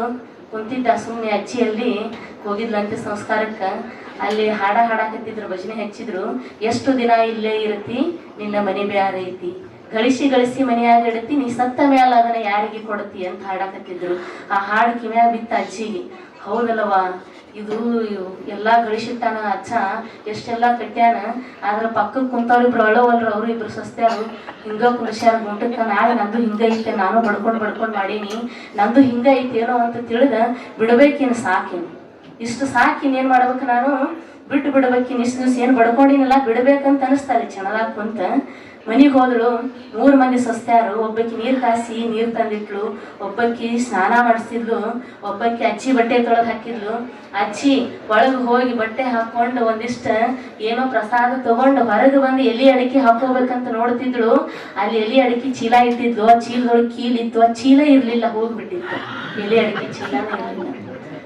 ಸಿಟ್ಟು ಬಂದು ಬಿಡ್ತಾರ. ಕರೆದಳು 3 ಮಂದಿನ ಬರ್ರಿಲ್ಲಿ ಅಂತ ಹೇಳಿ. 3 ಮಂದಿನ ಕರೆದಳು. ನಾ ಅಗಾರ ಜಳಕ ಮಾಡಾಗಿಲ್ಲಿ ಮತ್ತ ಎಲಿ ತಂಬಾಕ ಅಡಿಕೆ ಹಾಕಿಡುವಂತ ಚೀಲ ಇಲ್ಲಿ ಇಟ್ಟಿದ್ದೆ, ಯಾರು ತಗೊಂಡಿರಿ ಅಂತ ಕೇಳಿದಳು ಸಸ್ತ್ಯಾರಿಗೆ. ಅತ್ತಿ, ನಾವು ಮನೆ ದೇವ್ರ ಆಣೆ ಮಾಡಿ ಹೇಳ್ತೀವಿ, ನೀವು ಯಾರು ಮುಟ್ಟಿಲ್ಲ ಅಂದ್ರು. ಅದನ್ನ ನಾಯಿ ಒಯ್ದಿತ್ತು ಚೀಲ, ಅವ್ರು ಯಾರು ಮಾಡಿದ್ದಿಲ್ಲ. ಪಾಪಿಗೆ ಹೆದರ್ಕೊಂಡು ಅವ್ರ ತಕ್ಕ ಮಟ್ಟಿಗೆ ಕರೆಕ್ಟ್ ಇದ್ರ, ಏನೋ ಅಪವಾದ ಹೊರಿಸ್ಕೊಳ್ಳೋದು ಬೇಡ ಅಂತ. ಆದ್ರ ನಾಯಿ ಒಯ್ದಿತ್ತು. ಇಲ್ಲ, ನಿಮ್ಮ 3 ಮಂದಿನ ಬಿಟ್ರೆ ಇಲ್ಲಾರು ಒಯ್ತಾರ? ಸಾಧ್ಯ ಇಲ್ಲದು. ನೀವು 3 ಮಂದಿ ಒಳಗೊಬ್ರು ತಗೊಂಡಿರಿ ಹೇಳಬೇಕಂದ್. ಇಲ್ಲ, ಈ ನಾವ್ ಅತ್ತಿ ನಾವ್ ಯಾರು ಮುಟ್ಟಿಲ್ಲ ಅದನ್ನ ಅಂದ್ರು. ಇಲ್ಲ, ನೀವ ಮುಟ್ಟಿದವ್ರು. ನನ್ನ ಕೀಲ್ ಇಲ್ಲಿ ತನಕ ಯಾರ ಕೈಯಾಗ ಕೊಟ್ಟಿಲ್ಲ. ನನ್ನ ಕೀಲ್ ಹೋತಂದ್ರೆ ತಾಪ ಏರ್ ಬಿಟ್ಟಿತ್ತ, ಸಿಕ್ಕಾಪಟ್ಟೆ ತಾಪ ಏರಿತ್ತು ಅಂದಳು. ಯಾವಕ್ಕಿ ತಗೊಂಡಾಕಿಂದ ದೇಗಲಾಗ್ಲಿ ಅಂದಳು. ಯಾರವ್ರು? ಅವ್ರದ್ದು ಸಸ್ತ್ಯಾರ. ಅವ್ರು ಮನೆ ಅಕ್ಕಿಂದ, ಸಂಸಾರ ಅಕ್ಕಿಂದ. ಸಸ್ತ್ಯಾರ ದೇಗಲಾದ್ರೆ ಯಾರ ಮನೆ ದೇಗಲಾಗ್ತೈತಿ ಹೇಳ್ರಿ? ತಂದೆ ಸಂಸಾರ. ಹೌದು. ಈಗರೆ ಅಲ್ಲಿ ಕುಂತಾಗ ಏನಂದಿದ್ಲು? ಸಾಕಪ್ಪ ದೇವರ ಎಲ್ಲಾ ಬಿಡಬೇಕು, ಏನ್ ಮಾಡಿಯೂ ಪ್ರಯೋಜನ ಇಲ್ಲ ಅಂದವಳು. ಮನೆಗೆ ಬಂದು ಏನಂದಳು? ಕೀಲಿ ಕಳೆದಿದ್ದಕ್ಕ ಅವ್ರದ್ದು ದೇಗಲಾಗ್ಲಿ, ಕೀಲಿ ತಗೊಂಡವ್ರ ದೇಗಲಾಗ್ಲಿ ಅಂದಳು. ಹೆಂಗಾದಿತ್ತು ಹೇಳ್ರಿ? ಹಂಗ ಮನುಷ್ಯ ಅದಕ್ಕ ಅಂಟ್ಕೊಂಡಾನ. ಬೇಕಾಗಾದ್ರೂ ಬಿಡುದಿಲ್ಲ ಅವ್ರು. ಅದಕ್ಕ ಶರಣರು ಅದಕ್ಕೂ ವಚನ ಮಾಡ್ಯಾರ. ಮಸಣ ವೈರಾಗ್ಯರು ಲಕ್ಷ ಲಕ್ಷ. ಮಸಣ ಅಂದ್ರ ಸ್ಮಶಾನ. ಅಲ್ಲಿ ಮಣ್ಣು ಕೊಡಾಕ್ ಹೋದಾಗ ಅನಿಸ್ತೈತಿ, ಸಾಕಪ್ಪ ದೇವ್ರ ನಾವೆಲ್ಲಾ ಬಿಡ್ಬೇಕು, ಸಾಕ್ ಇನ್ನೇನೈತಿ ನೋಡು, ಅವ ಎಲ್ಲಾ ಮಾಡಿದ ಖಾಲಿ ಹೊಂಟ ನೋಡು, ನಮ್ದು ಹಂಗೈತಿ ಬಿಡ್ಬೇಕಂತ ಅನಿಸ್ತೈತಿ. ಮನಿಗ್ ಬಂದ ಮ್ಯಾಲ ಮತ್ ನಾನು ಕೀಲಿ ಚೀಲ ಎಲ್ಲೈತೆ ಅಂತ ಕೇಳ್ತೀವಿ ನಾವು. ಕೀಲಿ ಕೊಡಂಗಿಲ್ಲ ಯಾರಿಗೂ. ವಸನ ವೈರಾಗ್ಯರು ಲಕ್ಷ ಲಕ್ಷ, ಪುರಾಣ ವೈರಾಗ್ಯರು ಲಕ್ಷ ಲಕ್ಷ. ಇಲ್ಲಿ ಬಂದು ಕುಂತೀರಿ, ಕೇಳ್ತೀರಿ, ಮನ್ಯಾಗ ಹೋದ ಮ್ಯಾಲ ಹಿಂಗ ಮಾಡ್ಬೇಡ್ರಿ ಅಂತ 20 ದಿವಸ ಆಯ್ತು. ಈಗ ಅಮ್ಮವ್ರು ಹೇಳಾಕತ್ತಿರ್ಬೇಕ್ರಿ ಅದನ್ನ ಸ್ಪಷ್ಟವಾಗಿ 100% ಯಾರು ಬಿಟ್ಟು ಪಾಸಾಕತ್ತೀವಿ ಅಂತ ಯಾರು ಮನಸಾರಿ ಒಪ್ಕೋತೀರ? ಇಲ್ಲ, ಸಾಧ್ಯ ಇಲ್ಲ, ಆಗೋದಿಲ್ಲ. ಅದು ಹಂಗೈತ, ಬಿಡೋದಿಲ್ಲ. ಬಂದಿ ಒಟ್ಟು ಕುಂತೀವಿ ಶರಣರ ಸನ್ನಿಧಾನ ಅಂದಾಗ ಕುಂತೀವಿ. ಒಟ್ಟು ನಾವು ಫೋಟೋದಾಗ ಬರ್ತೀವಿ, ಹಿಂಗ ಹಾಯ್ಸಂದ್ರ ನೋಡಿ ವಿಡಿಯೋ ಮಾಡ್ತಾರಂತ ಬಂದಿರ್ತೀವಿ. ಆದ್ಮೇಲೆ ಹೋದಿವಿ ಅಂದ್ರೆ ಮನ್ಯಾಗ ಮತ್ತೆ ನಮ್ಮ ಕೈಕಾಲ ಶುರು ಅಲ್ಲಿ. ಮಸಣ ವೈರಾಗ್ಯರು ಲಕ್ಷ ಲಕ್ಷ, ಯಾರು ಏನು ಮಾಡೋದಿಲ್ಲ, ಬಿಡುದಿಲ್ಲ. ಪುರಾಣ ವೈರಾಗ್ಯರು ಲಕ್ಷ ಲಕ್ಷ. ಇಲ್ಲೇ ಆಯ್ತಪ್ಪ, ಮನೆಗೆ ಹೋದ ಮೇಲೆ ನಾ ಎಲ್ಲಾ ಬಿಟ್ಟು ಸುಮ್ಮ ಸಮಾಧಾನ ತಾಳ್ಬೇಕು ಅನ್ಕೊಂಡಿರ್ತೀರಿ. ಹೋಗೋದ್ರಾಗ ಅಲ್ಲಿ ಮತ್ತೆ ಬೇರೆ ಆಗಿರ್ತೈತಿ. ಮತ್ತೆ ನಿಮ್ಮ ರೂಪ, ನಿಮ್ಮ ಅವತಾರನೇ ಅದನ್ನ ತಾಳ್ತೀರಿ, ಬಿಡುದಿಲ್ಲ. ಪ್ರಸೂತಿ ವೈರಾಗ್ಯರು ಲಕ್ಷ ಲಕ್ಷ. ಪ್ರಸೂತಿ ವೈರಾಗ್ಯರು ಅಂತಂದ್ರ, ಒಂದು ಹೆಣ್ಣು ತಾನು ಒಂದು ಇನ್ನೊಂದು ಮಗುವಿಗೆ ಜೀವ ಕೊಡುವಾಗ ಎಷ್ಟು ನೋವನ್ನು ಅನುಭವಿಸ್ತಾಳ, ಸಾಕಿನ್ನಂತಾಳ. ಸಾಕಪ್ಪ ಒಂದು ಮಗು ಸಾಕಂತಾಳ. ಆ ನೋವು ಹಂಗೆ ಮಾಯವಾದಂಗ ಆದಂಗ ಮುಂದೆ ಹೋದಂಗ ಮತ್ತೆ ಇನ್ನೊಂದು ಬೇಕಂತ ಅನಿಸ್ತೈತಿ. ಅದು ಸಂಸಾರದ ಕತೆ, ಅದು ಹಂಗೆ. ಮತ್ತ ಪಿತ್ತ ವೈರಾಗ್ಯರು ಲಕ್ಷ ಲಕ್ಷ ಅಂತ. ಏನಾರ ಭಾಳ ತಿಂದೀವಿ ಅಂತಂದ್ರ ಹೊಟ್ಟಿ ಕೆಟ್ಟಾಗ, ಹೊಟ್ಟಿ ಉಬ್ಬಿದಾಗ ಏನಂತೀವಿ? ಇನ್ನು ಜೀವನದಾಗಿ ಅಡಿಗೆ ಮುಟ್ಟಿದ್ರೆ ಕೇಳಿ ಅಂತ ಹೇಳ್ತೀರಿ ನಮ್ರ ಮುಂದೆ. ಅಟ್ಟ ಅದು ಹೊಟ್ಟಿ ಖಾಲಿ ಆಯ್ತಂದ್ರೆ ಮರುದಿವ್ಸ ಮತ್ತೇನ್ ಮಾಡ್ತೈತಿ? ಮತ್ತ ಅದ ತಿನ್ಬೇಕು. ನೀನ್ ಸ್ವಲ್ಪ ನಾಲಿಗೆ ರುಚಿ ಕೊಟ್ಟಿತ್ತು, ಅದನ್ನ ನೋಡಬೇಕು. ಮನ್ಯಾಗಿನವ್ರು ಅಂತಾರ, ನೋಡ್ರಿ ನಿನ್ನೇನ ಭಾಳ ತಿಂದು ಸ್ವಲ್ಪ ವಾಂತಿ ಮಾಡ್ಕೊಂಡಿರಿ, ಹಿಂಗ ಆಗೈತಿ, ಸ್ವಲ್ಪ ಪುಂಡಿ ಪಲ್ಲಿ ಚಟ್ಟ ರೊಟ್ಟಿ ಚಲೋ ಬಾಯಿ ಸ್ವಾದಕ್ಕೆ ಮಾಡಿದ್ ತಿನ್ರಿ. ಏನ್ ಹಳಿ ಅಡಿಗೆ ಮಾಡಿರ್ತಿ ಪುಂಡಿ ಪಲ್ಲಿ ಚಟ್ಟ ಅದ್ರ ಏನೈತಿ? ಅಲ್ಲಿ ಎಂತ ಚಂದ ಗೋಬಿ ಮಂಚೂರಿ ಅದಾವ, ಬಣ್ಣ ಹಾಕಿ ಎಂತ ಚಂದ 8 ದಿವಸ ಎಣ್ಣೆಯಾಗಿ ಕರೆದಿಟ್ಟಾರ. ನಾಲಿಗೆಟ್ಟು ಚಂದ ರುಚಿ ಕೊಡ್ತೈತಿ. ಅಂತದ್ ಏನ್ ಮಾಡಕ್ ಬರ್ತೈತಿ ನಿನಗ? ಅದ ಬೇಕ ನೋಡ್ರಿ. ಹೋಯ್ತದ ವೈರಾಗ್ಯ ಅಷ್ಟೇ. ಆ ಕ್ಷಣಿಕ ವೈರಾಗ್ಯ ನಮಗ. ಸಂಸಾರಿಗಳದು ಕ್ಷಣಿಕ ವೈರಾಗ್ಯ. ಸ್ವಾನುಭಾವ ಸಮ್ಯಕ್ ಜ್ಞಾನದ ವೈರಾಗ್ಯನೊಬ್ಬರನ್ನೂ ಕಾಣಿನೆಂದಾತ ನಮ್ಮ ಕೂಡಲ ಚನ್ನ ಸಂಚಮ ದೇವ ಅಂತ ಚನ್ನ ಬಸವಣ್ಣನವ್ರು ಹೇಳ್ತಾರೆ. ಈ ಸ್ವಾನುಭಾವ, ಈ ಆಧ್ಯಾತ್ಮದೊಳಗ ಈ ಆತ್ಮವನ್ನ ನಾವು ಕೇವಲ ದೇಹವನ್ನೋದನ್ನ ಬಿಟ್ಟ ಆತ್ಮವನ್ನ ದೇವನಿಗೆ ಸಮರ್ಪಣೆ ಮಾಡೋದಕ್ಕ ಈ ಎಲ್ಲ ಇಂದ್ರಿಯಗಳನ್ನ ನಿಗ್ರಹಿಸುವಂಥವ್ರನ್ನ ನಾವಿಲ್ಲಿ ಕಾಣೋದು ಬಹಳ ಕಷ್ಟ ಐತಿ. ಅದಕ್ಕ ವಚನದಲ್ಲಿ ಹೇಳ್ಯಾರ, ಲಕ್ಷಕ್ಕೊಬ್ಬ ಭಕ್ತ ಕೋಟಿಗೊಬ್ಬ ಶರಣ ಅಂತ ಹೇಳ್ಯಾರ. ಹುಡುಕಿದ್ರೆ ನಿಮಗೆ ಭಕ್ತರು ಎಷ್ಟು ಜನ ಅದಾರಪ್ಪ ಅಂದ್ರ 1,00,000 ಜನ ಸೇರಿಸಿದಾಗ ಅಲ್ಲಿ ಯಾರು? ಒಬ್ಬನೇ ಸಿಗ್ತಾನಲ್ಲಿ ಭಕ್ತ. 1,00,00,000 ಜನ ಸೇರಿಸಿದಾಗ ಅಲ್ಲಿ ಒಬ್ಬನೇ ಶರಣ ಸಂತ ಸಿಗ್ತಾನಲ್ಲಿ. ಲಕ್ಷಕ್ಕೊಬ್ಬ ಭಕ್ತ ಕೋಟಿಗೊಬ್ಬ ಶರಣ. ಎಲ್ಲಾರು ಆಗೋದಿಲ್ಲ. ಆದ್ರೆ ಜೀವನಗಳು ಒಂದಿಷ್ಟು ಬಡ್ಡಿ ನಡ್ಸಾಕಿ ಒಂದಿಷ್ಟು ಬೇಕಲ್ಲ ಶರಣರ ಸಂತರ ನುಡಿಗಳನ್ನ. ಅವನು ಸ್ವಲ್ಪ ಬೇಕ. ಇಲ್ಲ ನಾ ಅಲ್ಲೇ ಕುಂತ ಕೇಳ್ತೀನಿ, ಅದಾವ ನಮ್ಮ ತಲೆಯಾಗೆಲ್ಲ ಅದಾವ, ಖರೆ ಅದ್ರ ಜೀವನದಾಗ ಅವನ್ನೆಲ್ಲ ಅಳವಡಿಸ್ಕೊಂಡಿವಿ. ಬರಾಕ ಬಿಡುದಿಲ್ಲ ನಾವು ಅದ್ರ ಸಮೀಪ. ಅವನ್ನೆಲ್ಲ ನಾವಿಲ್ಲಿ ಯಾರು, ನಾವು ಏನು, ಇಲ್ಲಿ ಯಾಕೆ ಬಂದೀವಿ, ಏನ್ ಮಾಡಿ ಹೋಗ್ಬೇಕು ಅನ್ನೋದಕ್ಕೋಸ್ಕರ, ತಿಳ್ಕೊಳ್ಳೋದಕ್ಕೋಸ್ಕರ ನಾವಿಲ್ಲಿ ಎಲ್ಲಿ ಬರಬೇಕಪ್ಪ ಅಂದ್ರೆ ಶರಣರ ಸನ್ನಿಧಾನಕ್ಕೆ ಬರಬೇಕಾಗ್ತದೆ. ಇಲ್ಲಿ ಶರಣರು ಏನ್ ಹೇಳ್ತಾರಪ್ಪ ಅಂದ್ರ, ಇದು ಜೀವ ಅನ್ನೋದು ನಶ್ವರ, ದೇವ ಅನ್ನೋದು ಶಾಶ್ವತ. ದೇವ ಎಲ್ಲದನಪ್ಪ ಅಂದ್ರ ಎಂದೋ ಹುಟ್ಟ್ಯಾನ. ಎಂದು ಹುಟ್ಟ್ಯಾನ ಅಂತಂದ್ರೆ ಗೊತ್ತಿಲ್ಲ. ಅವನು ಸೃಷ್ಟಿ ಮಾಡಿದವ್ರು ಯಾರಂತಂದ್ರೆ ಗೊತ್ತಿಲ್ಲ. ಆದ್ರೆ ಅವ್ ಎಂದ ಅಂತ್ಯಗೊಳ್ತಾನ ಅದನ್ನ ಯಾರಿಗೂ ಹೇಳಲಿಕ್ಕೆ ಆಗೋದಿಲ್ಲ.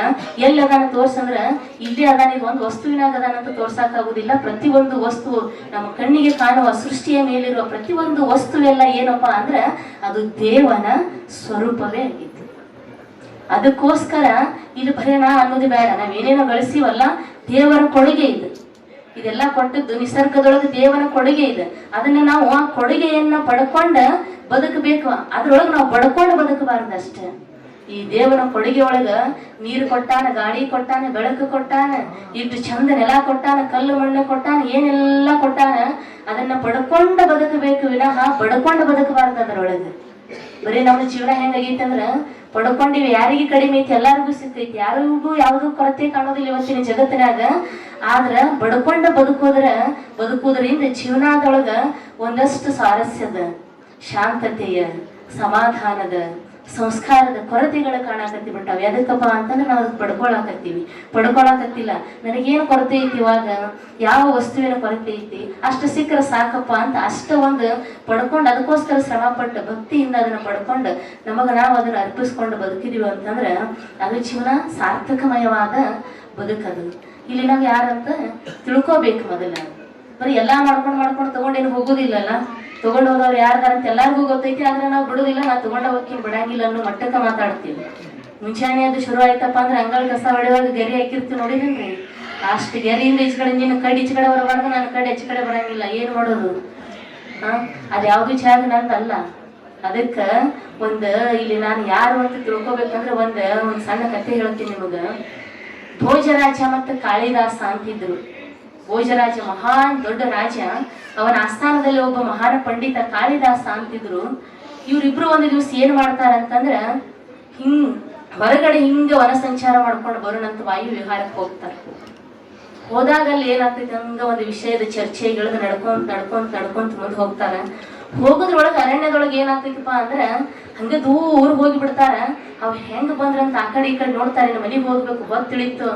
ಆ ಕಡೆ ಈ ಕಡೆ ನೋಡ್ತಾರೆ, ಹೆಂಗ ಬಂದಿವಂತ ದಾರಿನ ಕಾಣೋದಿಲ್ಲ.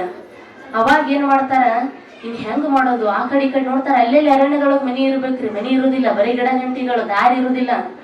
ಇನ್ ಹೆಂಗ್ ಮಾಡೋದು ಅನ್ನೋದ್ರೊಳಗಡೆ ಒಂದು ಗುಡಿಸಲು ಕಾಣತೈತಿ.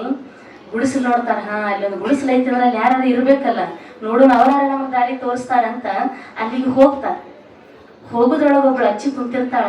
ಬರ್ರಿ ಕುಂದ್ರಿ, ಹಾಸ್ತಾಳ, ಕುಂದಿರ್ಸ್ತಾಳ, ಒಂದು ಚರಿ ನೀರು ಕೊಡ್ತಾಳ, ತಣ್ಣಗನು ಕುಡಿತಾರ. ಇಲ್ಲೊಂದೆರಡು ಹಣ್ಣು ಅದಾವ, ಪಾಪ ದಣದಂಗ್ ಕಾಣ್ತೀರಿ, ಯಾಕೋ ಮುಖದಾಗ ದಣಿವು ಕಾಣಕತ್ತದ, ಒಂದಿಷ್ಟು ನೀರು ಕುಡೀರಿ ಅಂತ ಕೊಡ್ತಾಳ.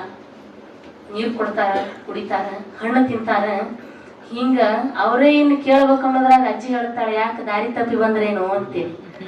ಹೌದ ಅಜ್ಜಿ, ನನಗೆ ಗೊತ್ತೈತಿ, ದಾರಿ ತಪ್ಪಿದವ್ರು ಅಷ್ಟ ಬರ್ತಾರ ನನ್ನ ಕಡೆ, ದಾರಿ ತಪ್ಪಲಾರ್ದವ್ರು ಯಾರು ನನ್ನ ಕಡೆ ಬರುದಿಲ್ಲ. ಇಲ್ಲಿ ಜೀವನದೊಳಗೆ ಯಾರು ದಾರಿ ತಪ್ಪಿರ್ತಾರ ಅವ್ರು ಅಷ್ಟ ಬರ್ತಾರ ಇಲ್ಲಿ. ಮತ್ತ ಅದಕ್ಕೆ ಅಜ್ಜಿ ನಮಗ್ ದಾರಿ ತೋರಿಸ್ಬೇಕು ನೀವು ಅಂತಾರ. ಅಂದಾಗ ನಾ ದಾರಿ ತೋರಿಸ್ತೀನಿ. ನಾ ಇಲ್ಲಿ ಕುಂತಿದ್ದೆ ಎದಕ್ಕಪ್ಪ ಅಂದ್ರೆ ದಾರಿ ತೋರ್ಸಾಕ. ನಾ ಇಲ್ಲಿ ಅರಣ್ಯದಾಗ ಮನಿ ಹಾಕೊಂಡಿದ್ದೆ ಎದಕ್ಕೆ ಗುಡಿಸ್ಲಾ, ದಾರಿ ತೋರ್ಸಾಕ ಹಾಕೊಂಡಿನಿ, ತೋರಿಸ್ತೀನಿ. ನಂದು ಒಂದೇ ಪ್ರಶ್ನೆ ಐತಿ, ಭಾಳ ಏನಿಲ್ಲ. ಒಂದೇ ಪ್ರಶ್ನೆಗೆ ಸರಿಯಾದ ಒಂದು ಉತ್ತರ ಕೊಟ್ರಿ ಅಂತಂದ್ರ ನಾನು ನಿಮಗೆ ನಿಮ್ಮ ಮನೆ ದಾರಿಯನ್ನು ಸರಳವಾಗಿ ತೋರಿಸ್ಕೊಡ್ತೀನಿ ಅಂದ ಅಜ್ಜಿ. ಆಯ್ತು ಕೇಳು ಅಜ್ಜಿ, ಪ್ರಶ್ನೆ ಕೇಳು ಏನು ಅಂತ ಹೇಳಿದ್ರು. ಕೇಳಿದಾಗ ಏನಂತಾಳಪ್ಪ ಅಂದ್ರೆ, ಅಜ್ಜಿ ನೀವೇನಿಬ್ರು ಬಂದಿರಲ್ಲ, ನೀವು ಯಾರು ಅಂತ ಕೇಳಿದ್ಲು. ನೀವು ಯಾರು ಅಂದ್ರೆ ಇದು ಎಂಥ ಪ್ರಶ್ನೆ, ನಾವೇನು ಹೇಳ್ಬೇಕಿನ್ನ? ಮೈ ತಲೆ ಮೇಲೆ ಕಿರೀಟ ಹಾಕೊಂಡಿದ್ದ ಭೋಜರಾಜ, ಮೈ ಮೇಲೆಲ್ಲ ವಜ್ರ ವೈಡೂರ್ಯ, ಕೈ ಒಳಗೆಲ್ಲ ಚಂದ, ಮೈ ತುಂಬ ಎಲ್ಲ ಒಳ್ಳೆ ಒಳ್ಳೆ ಬಟ್ಟೆಗಳನ್ನು ಹಾಕೊಂಡಿದ್ದ. ಹೇಳ್ದ ಅದನ್ನ, ಮತ್ತು ತಾ ರಾಜನೇ ಇದ್ದ. ನಾವು ರಾಜರು ಅಂತ ಹೇಳ್ದ. ಅಜ್ಜಿ ಅಂದ್ರೆ, ನೀವು ರಾಜರು ಆಗೋದಕ್ಕೆ ಸಾಧ್ಯ ಇಲ್ಲ. ಯಾಕೆ ಅಜ್ಜಿ, ನಾವು ರಾಜರೇ ಅದೀವಿ, ಯಾಕೆ ಕಾಣೋದಿಲ್ಲ? ನೋಡು ಕಿರೀಟ ನೋಡು, ಮೈ ಮೇಲೆ ಬಂಗಾರ ನೋಡು, ಎಲ್ಲ ನೋಡು, ನಾವು ರಾಜರು ಅಂದ. ಅಂದಾಗ ನೀವು ರಾಜರಾಗಕ್ಕೆ ಸಾಧ್ಯ ಇಲ್ಲ. ರಾಜರು ಈ ಜಗತ್ತಿನಲ್ಲಿ ಇಬ್ಬರು ಅದಾರ, ಒಬ್ಬ ಯಮರಾಜ, ಇನ್ನೊಬ್ಬ ಮೇಘರಾಜ. ಜಗತ್ತಿಗೆ ಮಳೆಯನ್ನು ಸುರಿಸಿ ಇಲ್ಲಿ ಜೀವಿಗಳಿಗೆ ಜೀವವನ್ನು ನೀಡುವ ಯಾರಪ್ಪ ಅಂದ್ರ ಮೇಘರಾಜ. ಇನ್ನೊಬ್ಬ ಜೀವಿಗಳ ಸಮತೋಲತೆಯನ್ನು ಭೂಮಿ ಮೇಲೆ ಸರಿಯಾಗಿ ಕಾಪಾಡ್ಕೊಂಡು ಹೋಗವ ಯಾರಪ್ಪ ಅಂದ್ರ ಯಮರಾಜ. ಇವ್ರಿಬ್ರ ಮಹಾರಾಜರು. ನೀವ್ ಹೆಂಗ ರಾಜರಾಗ್ತೀರಿ, ನೀವು ಯಾರು ಹೇಳ್ರಿ ಅಂತ ಅಜ್ಜಿ. ಅವಾಗ ಅಂತಾರೆ, ನಾವು ಶ್ರೀಮಂತರು ಅಂತ ಹೇಳ್ತಾರೆ. ಶ್ರೀಮಂತರು ನೀವು ಆಗೋದಕ್ಕೆ ಸಾಧ್ಯ ಇಲ್ಲ. ನೀವ್ ಹೆಂಗ ಶ್ರೀಮಂತರಾಗ್ತೀರಿ? ಜಗತ್ತಿಗೆ ಮುತ್ತು, ರತ್ನ, ವಜ್ರ, ವೈಡೂರ್ಯ, ಖನಿಜ ಸಂಪತ್ತನ್ನ ಕೊಡುವಂತ ಬೆಟ್ಟ ಗುಡ್ಡಗಳು, ಮಹಾಸಾಗರಗಳೇನದಾವಲ್ಲ, ಇವು ಶ್ರೀಮಂತರು. ನೀವ್ ಹೆಂಗ್ ಶ್ರೀಮಂತರಾಗ್ತೀರಿ? ಜಗತ್ತಿಗೆ ನೀವೇನ್ ಕೊಟ್ಟಿರಿ ಅಂತದ್ದು, ನೀವ್ ಹೆಂಗ್ ಶ್ರೀಮಂತರಾಗ್ತೀರಿ ಅಂದ್ರು ಅಜ್ಜಿ. ಅವಾಗಂದ್ರೆ ಹೌದಲ್ಲ, ಅವಾಗ ಗೊತ್ತಾಯ್ತು, ಹೌದು ಇದೆಲ್ಲ ನನಗೆ ಮಾಡಕ್ ಜಗತ್ತಿಗೆ ಕೊಡಕ್ ಆಗೋದಿಲ್ಲ. ನಾ ಕೊಟ್ರೆ ಇಲ್ಲೇ ಅಷ್ಟ ಕೊಟ್ಟಿರ್ಬೇಕು, ಹಿಂಗ ನನ್ನ ಮನೆ ಅಕ್ಕಪಕ್ಕ ಆಗೋದಿಲ್ಲ. ನೀವು ಯಾರು ಹೇಳ್ರಿ ಅಂತಂದು ನಾವು ಮಹಾಕವಿಗಳು ಅಂತ ಹೇಳಿದ್ರು. ನಾವು ಮಹಾಕವಿಗಳು, ನೀವು ಮಹಾಕವಿಗಳು. ಏನ್ ಮಾಡ್ತೀರಿ? ನಿಸರ್ಗವನ್ನ ವರ್ಣಿಸಿ ಕಾವ್ಯಗಳನ್ನ ಬರಿತೀವಿ, ಕವನಗಳನ್ನ ಬರಿತೀವಿ, ಸಾಹಿತ್ಯ ರಚನೆ ಮಾಡ್ತೀವಿ. ನಾವು ಕವಿಗಳು ಅಂದ್ರು. ನಿಸರ್ಗವನ್ನ ನೋಡಿ ಬರಿತೀರಿ. ನೀವು ಬರೆಯೋದಕ್ಕೆ ಮೂಲ ಆಧಾರ ಗಾಳಿ, ನೀರು, ಈ ಹಕ್ಕಿ, ಪಕ್ಷಿ, ಗಿಡ, ಮರಗಳು, ಗುಡ್ಡ, ಬೆಟ್ಟಗಳ ನಿಸರ್ಗವನ್ನ ವಿವರಿಸಿ ಬರಿತೀರಿ. ಅವು ಮೂಲ ಆಧಾರ ಅದಾವಂದ್ರೆ ಅವ ಮೊದಲ ಕವಿಗಳು. ನೀವ್ಯಾಕೆ ಕವಿ ಆಗ್ತೀರಾ? ಇಲ್ಲ ಅಂದ್ರೆ ನೀವೆಲ್ಲಿ ಬರಿತಿದ್ರಿ ಎಂದು ಅಜ್ಜಿ. ಹೌದಲ್ಲ ಅಂದ್ರು. ಹೌದು, ಮತ್ತೆ ಯಾರು ಹೇಳ್ರಿ? ಭಾಳ ಸುಳ್ಳು ಹೇಳ್ಬೇಡ್ರಿ, ನಾನು ಒಂದ ಪ್ರಶ್ನೆದಾಗ ಉತ್ತರ ಕೊಡಬೇಕಾಗಿತ್ತು, ನೀವು ನಾನು ಸುಮ್ಮನೆ ಸುತ್ತಾಯಿಸಾಕತ್ತೀರಿ, ಯಾರು ಹೇಳ್ರಿ ಎಂದು ಅಜ್ಜಿ. ಮತ್ತ ನಾಲ್ಕನೇದು ಹೇಳಿದ್ರು ಪ್ರಶ್ನೆ. ನಾಲ್ಕನೇದು ಹೇಳ್ತಾರ ಉತ್ತರ, ನಾವು ಲೋಕಪ್ರಿಯರು ಅಜ್ಜಿ ಅಂದ್ರು.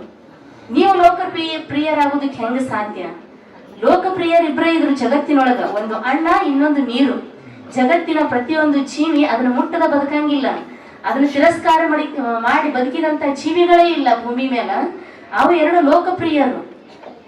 ನೀವೇನ್ ಮಾಡಿರಿ ಅಂತದ್ದು? ಜಗತ್ತಿಗೆ ಅಣ್ಣ ನೀರವನ್ನ ಕೊಟ್ಟು ಜೀವಿಗಳನ್ನ ಸಲುಹಿದಂತ ಅವು ಏನಪ್ಪಾ ಅಂದ್ರ ಲೋಕಪ್ರಿಯರು. ಹೌದಲ್ಲ ಅನಿಸ್ತು. ತಾವು ರಾಜರು, ಕವಿಗಳು, ನಾವ ಲೋಕಪ್ರಿಯರು, ನಾವ ಶ್ರೇಷ್ಠ ಅನ್ಕೊಂಡಿದ್ರು. ಅಜ್ಜಿ ಉತ್ತರ ಕೊಟ್ಟಂಗ್ ತಿರಾಕತ್ತು. ನಾ ರಾಜನೂ ಅಲ್ಲ, ನಾ ಕವಿನೂ ಅಲ್ಲ, ನಾ ಶ್ರೀಮಂತನೂ ಅಲ್ಲ, ಲೋಕಪ್ರಿಯನೂ ಅಲ್ಲ ಅನಿಸ್ತು. ಯಾರು ಹೇಳ್ರಿ ಅಂದ್ರು ಅಜ್ಜಿ. ಮತ್ತ ನಾವು ಅತಿಥಿಗಳು ಅಂದ್ರು. ಅತಿಥಿಗಳು ನೀವಾಗೋದಕ್ಕೆ ಹೆಂಗ ಸಾಧ್ಯ? ಯಾರು ಬರ್ತಾರ ನಾವು ಇಷ್ಟಪಟ್ಟು ಅವ್ರನ್ನ ಇರು ಅಂದ್ರೆ ಇರಂಗಿಲ್ಲ, ತಾನಾಗೆ ಹೊರಟು ಹೋಗಿ ಬಿಡ್ತಾರಲ್ಲ ಅವ್ರ ಅತಿಥಿಗಳು. ಅವ್ರು ಯಾರಪ್ಪ ಅಂದ್ರೆ ನಮ್ಮ ಯೌವನ, ನಮ್ಮ ಹರೆಯ ವಯಸ್ಸು. ಅದು ನಾ ಅವಾಗ ಹೆಂಗಿದ್ನೆಲ್ಲ ಚಂದಾಗಿ ಹಂಗೆ ಇರ್ಬೇಕು ಅನಿಸ್ತೈತಿ. ಅದನ್ನ ಭಾಳ ಇಷ್ಟಪಡ್ತೀವಿ ನಾವು. ಇದು ಹಿಂಗೆ ಇರ್ಬೇಕು, ದೇಹ ಎಷ್ಟು ಚಂದ ಕಾಣ್ತೈತಿಲ್ಲ ತುಂಬಿದ್ದು, ಇದು ಹಿಂಗೆ ಕಾಣ್ಬೇಕಂತ ನಾವು ಬಯಸ್ತೀವಿ. ಅದ್ಯಾಕಿರ್ತೈತಿ? ಅದ್ರ ಸಮಯ ಮುಗಿತಂದ್ರೆ ಅದು ನಿರ್ಗಮಿಸ್ಬಿಡ್ತೈತಿ, ಹೋಗ್ಬಿಡ್ತೈತಿ. ಅದು ಅತಿಥಿ. ನೀ ಹೆಂಗ ಅತಿಥಿ ಅಂದ್ರು. ಹೌದಲ್ಲ. ಮತ್ ಯಾರು ಹೇಳ್ರಿ ಅಂದ್ರು. ನಾವು ಯಾತ್ರಿಕರು ಅಜ್ಜಿ ಅಂದ್ರು. ಯಾತ್ರಿಕರು ನೀವು ಆಗೋದಕ್ಕಾಗುದಿಲ್ಲ. ಇಬ್ಬರ ಯಾತ್ರಿಕರು ಈ ಜಗತ್ತಿನೊಳಗ. ರಾತ್ರಿಯಲ್ಲಿ ತಂಪಾದ ಬೆಳಕನ್ನು ನೀಡುವ, ಹಗಲೆಲ್ಲ ಪ್ರಖರವಾದ ಸೂರ್ಯನ ತನ್ನ ಕಿರಣಗಳನ್ನು ಸುರಿಯುವ ಸೂರ್ಯ ಮತ್ತು ಚಂದ್ರರಿಬ್ಬರು ಇವರು ಯಾತ್ರಿಕರು. ನೀವ್ ಹೆಂಗೆ ಯಾತ್ರಿಕರಾಗ್ತೀರಿ ಅಂದ್ರು. ಹೌದಲ್ಲ. ಇನ್ನೇನು ಕೊಡೋದು ಉತ್ತರ? ಒಂದೇ ಪ್ರಶ್ನೆ ಹಚ್ಚಿದ್ದು, ಹೋಗಿ ಪ್ರಶ್ನೆಗಳು ಒಂದ್ರ ಮೇಲೆ ಒಂದು ಬರಾಕತ್ತು. ಒಂದು ಪ್ರಶ್ನೆಗೆ ಒಂದು ನೇರವಾಗಿ ಉತ್ತರ ಬರಲಿಲ್ಲ. ಯಾಕಂದ್ರೆ ಅಷ್ಟು ತುಂಬೈತಿ ನಮ್ಮ ಒಳಗ. ಒಂದೇ ವಿಷಯ ಇತ್ತಂದ್ರ ಒಂದೇ ಉತ್ತರ ಬರ್ತಿತ್ತು. ಇಷ್ಟು ತುಂಬಿಕೊಂಡಿವಿ ನಾವು. ನಾನೇ ಶ್ರೇಷ್ಠ ಮಹಾರಾಜ ಅನ್ಕೊಂಡೀವಿ, ನಾನೇ ಮಹಾಕವಿ ಅನ್ಕೊಂಡೀವಿ, ನಾನೇ ಲೋಕಪ್ರಿಯ ಅನ್ಕೊಂಡೀವಿ. ಅದು ಅಸಾಧ್ಯ. ಯಾರು ಹೇಳ್ರಿ ಅಂದ್ಲು ಅಜ್ಜಿ ನಾವು ಸನ್ಯಾಸಿಗಳು ಅಂದ್ರು. ಸನ್ಯಾಸಿಗಳು ನೀವು ಆಗಕ್ಕೆ ಸಾಧ್ಯ ಇಲ್ಲ. ಸನ್ಯಾಸಿಗಳು ಯಾರಪ್ಪ ಅಂದ್ರ ಯಾರು ಅದನ್ನ ಬಹಳ ಕೊಂಡಾಡ್ತಾರ, ಯಾರು ಅದನ್ನ ಹೊಗಳ್ತಾರ, ಇಷ್ಟಪಡ್ತಾರ, ಆದ್ರೆ ಅದನ್ನ ಮನ್ಯಾಗ ಇರಾಕ್ ಬಿಡುದಿಲ್ಲಲ್ಲ, ಅದು ಸನ್ಯಾಸಿ. ಅದು ಯಾವ್ದಂದ್ರೆ ಸತ್ಯ ಮತ್ತು ಸುಳ್ಳು, ಸತ್ಯ ಮತ್ತು ಶಾಂತಿ. ಇವು ಎರಡು ಏನಪ್ಪಾ ಅಂದ್ರ ಇವು ಸನ್ಯಾಸಿಗಳು. ಬಹಳ ಇಷ್ಟಪಡ್ತೀರಿ ನೀವು. ಸತ್ಯವಾಗಿರ್ಬೇಕಪ್ಪ ಮನುಷ್ಯ ಅಂತ ಎಲ್ಲಾರ ಮುಂದೆ ಅಂತೀರಿ. ಆದ್ರೆ ಸತ್ಯವಾಗಿ ನಾವು ಇರಾಕ್ ಇಷ್ಟಪಡ್ತೀವಿ, ಸತ್ಯವನ್ನು ಅಳವಡಿಸ್ಕೊತೀವಿ ಅಂದ್ರೆ ಇಲ್ಲ. ಶಾಂತವಾಗಿರ್ಬೇಕು. ಬಹಳ ನೋಡ್ರಿ, ಮನಸ್ಸು ಶಾಂತ ಇದ್ರೆ ಬಹಳ ಒಳ್ಳೇದಂತ ಎಲ್ಲಾರ ಮುಂದೆ ಮಾತಾಡ್ತೀವಿ. ನಾನು ಶಾಂತವಾಗಿರ್ತೀನ? ಇಲ್ಲ. ಅದನ್ನ ನಾವು ಕೊಂಡಾಡ್ತೀವಿ ಅಷ್ಟ, ಮನ್ಯಾಗ ಇರಾಕ್ ಬಿಡುದಿಲ್ಲ. ಸನ್ಯಾಸಿನ ಯಾರು ಮನ್ಯಾಗ ಇರಾಕ್ ಬಿಡ್ತಾರೇನ್ರಿ? ಇಲ್ಲ. ಹಂಗ ಇವು ಸನ್ಯಾಸಿಗಳು. ನೀವ್ ಹೆಂಗ ಸನ್ಯಾಸಿ ಆಗ್ತೀರಿ ಅಂದ್ರ ಅಜ್ಜಿ. ಇನ್ನು ಬಂತು, ಅದಕ್ಕೂ ಉತ್ತರ ಆಗೋಲ್ಲ ನಮ್ದು. ಎಷ್ಟು ಉತ್ತರ ಕೊಟ್ರು ನಮ್ದು ಅಜ್ಜಿ ಪ್ರಶ್ನೆಗೆ ನಮ್ದು ಉತ್ತರ ಆಗೋಲ್ಲ. ಹೆಂಗ ಮಾಡೋದು? ಮತ್ತೆ ಕೇಳಿದ್ರೆ ಅಜ್ಜಿ ನೀವು ಯಾರು ಅಂತೇಳಿ. ನಾವು ಪರದೇಶಿಗಳು ಅಂತಂದ್ರು. ಪರದೇಶಿಗಳು. ಎಲ್ಲಿಗೆ ಬಂದ ಮಹಾರಾಜ ಅನ್ನ ಒಬ್ಬ ಹೋಗಿ ನಾ ಪರದೇಶಿ ಅಂತ ಹೇಳ್ಕೊಂಡ. ಅಲ್ಲಿಗೆ ಬಂದ ಸ್ಥಿತಿ. ಪರದೇಶಿಗಳು ನೀವ್ ಹೆಂಗ ಆಗ್ತೀರಿ? ಈ ಜಡವಾದ ಜಗತ್ತಿನಿಂದ ದೂರವಿರುವ ಅಜಡವಾದ ಆತ್ಮ ಏನೈತಲ್ಲ ಅದು ಪರದೇಶಿ. ನೀ ಹೆಂಗ ಆಗ್ತೀವ? ಅದು ಯಾವ ಈ ಜಗತ್ತಿಗೆ ಯಾವ ವಸ್ತುವಿಗೂ ಅಂಟ್ಕೊಂಡಿಲ್ಲ. ಅದು ಒಂದು ಸಪರೇಟ್ ಆಗಿ ದೂರ ಇರ್ತೈತೆ. ಅದು ಯಾವುದಕ್ಕೂ ಅಂಟ್ಕೊಳ್ಳೋದಿಲ್ಲ. ಅದು ಅಜಡವಾದ ವಸ್ತು, ಅದು ಪರದೇಶಿ. ನೀವು ಯಾರು ಹೇಳ್ರಿ ಅಂದ್ರು ಅಜ್ಜಿ. ಮತ್ತೆ ಏನಂದ್ರು, ನಾವು ಸಹನಶೀಲರು ಅಂದ್ರು. ಸಹನಶೀಲರು ನೀವು ಆಗಕ್ಕೆ ಸಾಧ್ಯ ಇಲ್ಲ. ಇಬ್ಬರ ಜಗತ್ತಿನೊಳಗ. ಒಬ್ಳು ಹೆತ್ತ ತಾಯಿ, ಇನ್ನೊಬ್ಳು ಹೊತ್ತು ಭೂಮಿ. ಇವ್ರು ಸಹನಶೀಲರು. ಇವ್ರು ಜೀವನದೊಳಗೆ ಏನ ತಪ್ಪು ಮಾಡಿದ್ರು ತಾಯಿ ಸಹಿಸಿಕೊಂಡು ತನ್ನ ಮಗುವನ್ನ ಮತ್ತ ರಕ್ಷಿಸ್ಕೋತಾಳ. ನೆಲಕ್ಕೆ ಬೀಳಾಕ ಬಿಡೋದಿಲ್ಲ. ಸಮಾಜದೊಳಗೆ ಅದನ್ನ ಹಾಳಾಗಾಕ ಬಿಡೋದಿಲ್ಲ. ತನ್ನ ಜೀವನವನ್ನ ಅರ್ಪಿಸಿರ್ತಾಳ. ಭೂಮಿ, ನಾವ್ ಎಷ್ಟು ಪಾಪ ಕರ್ಮಗಳನ್ನ ಮಾಡ್ತೀವಿ ಭೂಮಿ ಮೇಲ, ನಮ್ಮನ್ನ ಎಷ್ಟು ಚಂದ ಅದು ಇಲ್ಲೇ ಇರಾಕ್ ಬಿಟ್ಟೈತಿ. ಭೂಮಿಯನ್ನ ದಾಟಿ ಹೊರಗೆ ಎಸದೈತೆ ನಮ್ಮನ್ನ ಯಾರನ್ನಾರ ಎಂದರೆ, ಇಂಥ ಕೆಲಸ ಮಾಡ್ತೀಯಪ್ಪ ಮನುಷ್ಯನೇ, ನೀ ನನ್ನ ಮೇಲೆ ಇರಬೇಡ ಅಂತ ಎಂದಾರೆ ನಮ್ಮನ್ನ ದುಗಿಸ್ಕೊಟ್ಟೈತೆ ಅಂದ್ರೆ ಭೂಮಿಯನ್ನ ಬಿಟ್ಟ. ಇಲ್ಲ, ಇವು ಎರಡು ಏನದಾವ ಅಂದ್ರೆ ಇವು ಸಹನಶೀಲರು. ನೀವ್ ಹೆಂಗ್ ಸಹನಶೀಲರ ಆಗ್ತೀರಿ, ಅಂತದ್ ನೀವೇನು ಸಹಿಸ್ಕೊಂಡಿರಿ ಅಂತ ಕೇಳಿದ್ರ ಅಜ್ಜಿ. ಹೌದಲ್ಲ ಅಂದ್ರು. ಅವಾಗ ಮತ್ತೆ ಯಾರು ಹೇಳ್ರಿ ಭಾಳ ಸುಳ್ಳು ಹೇಳಾಕತ್ತೀರಿ ನೀವು, ನಿಮ್ ದಾರಿ ಸಿಗುದಿಲ್ಲ ಮನೆಗೆ ಹೋಗಕ್ಕಂದ್ರು. ಅವಾಗ ಏನಂದ್ರ ನಾವು ದುರ್ಬಲರು ಅಂತಂದ್ರು. ದುರ್ಬಲರು ನೀವ್ ಹೆಂಗ ಆಗ್ತೀರಿ, ನಿಮ್ ಕೈಯಾಗ ಏನೋ ಪ್ರಾಣಿಗಳು ಸಿಕ್ಕೊಂಡಾವ್, ನೀವು ಹಾಕಿದಟ್ಟ ತಿಂದ ಹಾಕಿದ ಸಮಯಕ್ಕ ತಿಂದ ಅಲ್ಲಿ ತನ ದಾರಿ ಕೈಕೊಂತ ಅಷ್ಟ ತಿಂದ ಅಷ್ಟ ಬದುಕಿ ಕಣ್ಣು ಮುಚ್ಚಿ ಸುಮ್ಮನೆ ಮಲ್ಕೋತಾವಲ್ಲ, ಅವು ಏನು ಅನ್ಲಾರ್ದ ಅವು ದುರ್ಬಲ. ನೀವ್ ಹೆಂಗ ದುರ್ಬಲ ಆಗ್ತೀರಿ ಅಂದ್ರು. ಅಂತದೇನಾರು ಮಾಡ್ತೀರಿ, ಆ ರೀತಿ ಬದುಕೊಂಡಿರಿ ನೀವು ಜೀವನದೊಳಗ? ಇಲ್ಲ, ಮತ್ ನೀವ್ ಹೆಂಗ ದುರ್ಬಲರಾಗ್ತೀರಿ ಅಂತ ಅಂದ್ರು. ಅಂದಾಗ ಏನಾದ್ರಪ್ಪ ಅಂದ್ರೆ ನಾವು ಬುದ್ಧಿಗೇಡಿಗಳಚ್ಚಿ ಅಂದ್ರು. ಮಹಾರಾಜ ತಾನು ಬುದ್ಧಿಗೇಡಿ ಅಂತ ಒಪ್ಕೊಳ್ಳುವಂತ ಪರಿಸ್ಥಿತಿ ಬರ್ತಾವ ಜೀವನದೊಳಗ. ನಾವು ಬುದ್ಧಿಗೇಡಿಗಳು ಅಂದ್ರು. ಬುದ್ಧಿಗೇಡಿ ಅಂತ ಯಾರಿಗಂತ ಗೊತ್ತೇನ್ರಿ? ಯಾವ ತನ್ನ ಶಕ್ತಿ ಸಾಮರ್ಥ್ಯವನ್ನ ಮೀರಿ ಸಾಲವನ್ನ ಮಾಡಿ ಆ ಸಾಲವನ್ನ ತನ್ನ ಜೀವನದೊಳಗ ತೀರಿಸ್ಲಿಕ್ಕಾಗದೆ ತಾನೇ ತೀರಿ ಹೋಗ್ತಾನ ಅವನು ಬುದ್ಧಿಗೇಡಿ. ನೀವೇನಾರ ಅಂತ ಮಾಡಿರೇನೆ, ನೀವ್ ಹೆಂಗ ಬುದ್ಧಿಗೇಡ ಆಗ್ತೀರಿ ಅಂತಂದ್ರು. ಹೌದಲ್ಲ, ಅಂತದೇನು ಮಾಡಿಲ್ಲ, ಹಂಗಾದ್ರೆ ನಾವ್ ಯಾರಂತ ಕೇಳೋನು, ಏನು ಮಾಡೋನು ಅಂತಂದ್ರು. ಅಜ್ಜಿ ನಾವು ಸೋತವ್ರು ಅಂದ್ರು. ನೀವು ಸೋತವ್ರು ಆಗುದಿಲ್ಲ.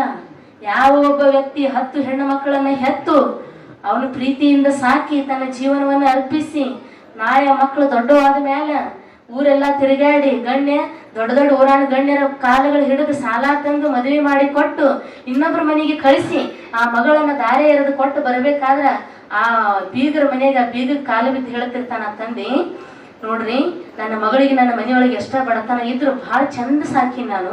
ನನ್ನ ಮಗಳಿಗೆ ಯಾವುದೇ ರೀತಿ ಮನಸ್ಸಿಗೆ ನೋವಾಗ್ಲಾರ್ದಂಗ ನೋಡ್ಕೊಳ್ಳೋದು ನಿಮ್ಮ ಕರ್ತವ್ಯ. ನಿಮ್ಮ ಮಗಳು ನಿಮ್ಮ ಸಸಿ ಹೇಳ್ಕೋಬೇಡ್ರಿ, ಇವಳು ನಿಮ್ಮ ಮಗಳು ಅಂತ ತಿಳ್ಕೊಂಡ ನನ್ನ ಮಗಳನ್ನ ನೀವು ಕಾಪಾಡ್ಕೋಬೇಕಂತ ಹೇಳಿ ಕಾಲಿಗೆ ಬಿದ್ದ 2 ಹಣ್ಣಿಗೆ ಕಣ್ಣೀರ್ ಸುರಿಸ್ತಾನಲ್ಲ, ಅವ ಸೋತವ ಶರಣಾದವ.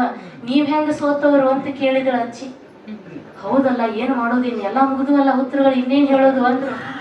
ಮುಗಿತೀನಿ, ಏನ್ ಹೇಳೋನು ಅಂತ ಇಬ್ರು ಚರ್ಚೆ ನಡೆಸಿದ್ರು. ಈ ಬ್ಯಾಡ, ಏನು ಇಲ್ಲ, ಉತ್ತರ ಇಲ್ಲ ನಮ್ ಕಡೆ, ಸಾಕು. ನಾವ್ ಏನೂ ಅಲ್ಲ, ನಾವು ಏನೋ ಅಲ್ಲ ಅಜ್ಜಿ, ನಾವು ಸೊನ್ನೆ, ಏನೋ ಅಲ್ಲ ಅನ್ನೋ ಉತ್ತರ ಬಂತ. ಹಾ, ನೀವು ಜಾನ್ರು ಏನೋ ಅಲ್ಲ ಅಂತ ಏನು ಉತ್ತರ ಕೊಟ್ರಿ ಅಲ್ಲ, ನೀವ ಜಾನ್ರು.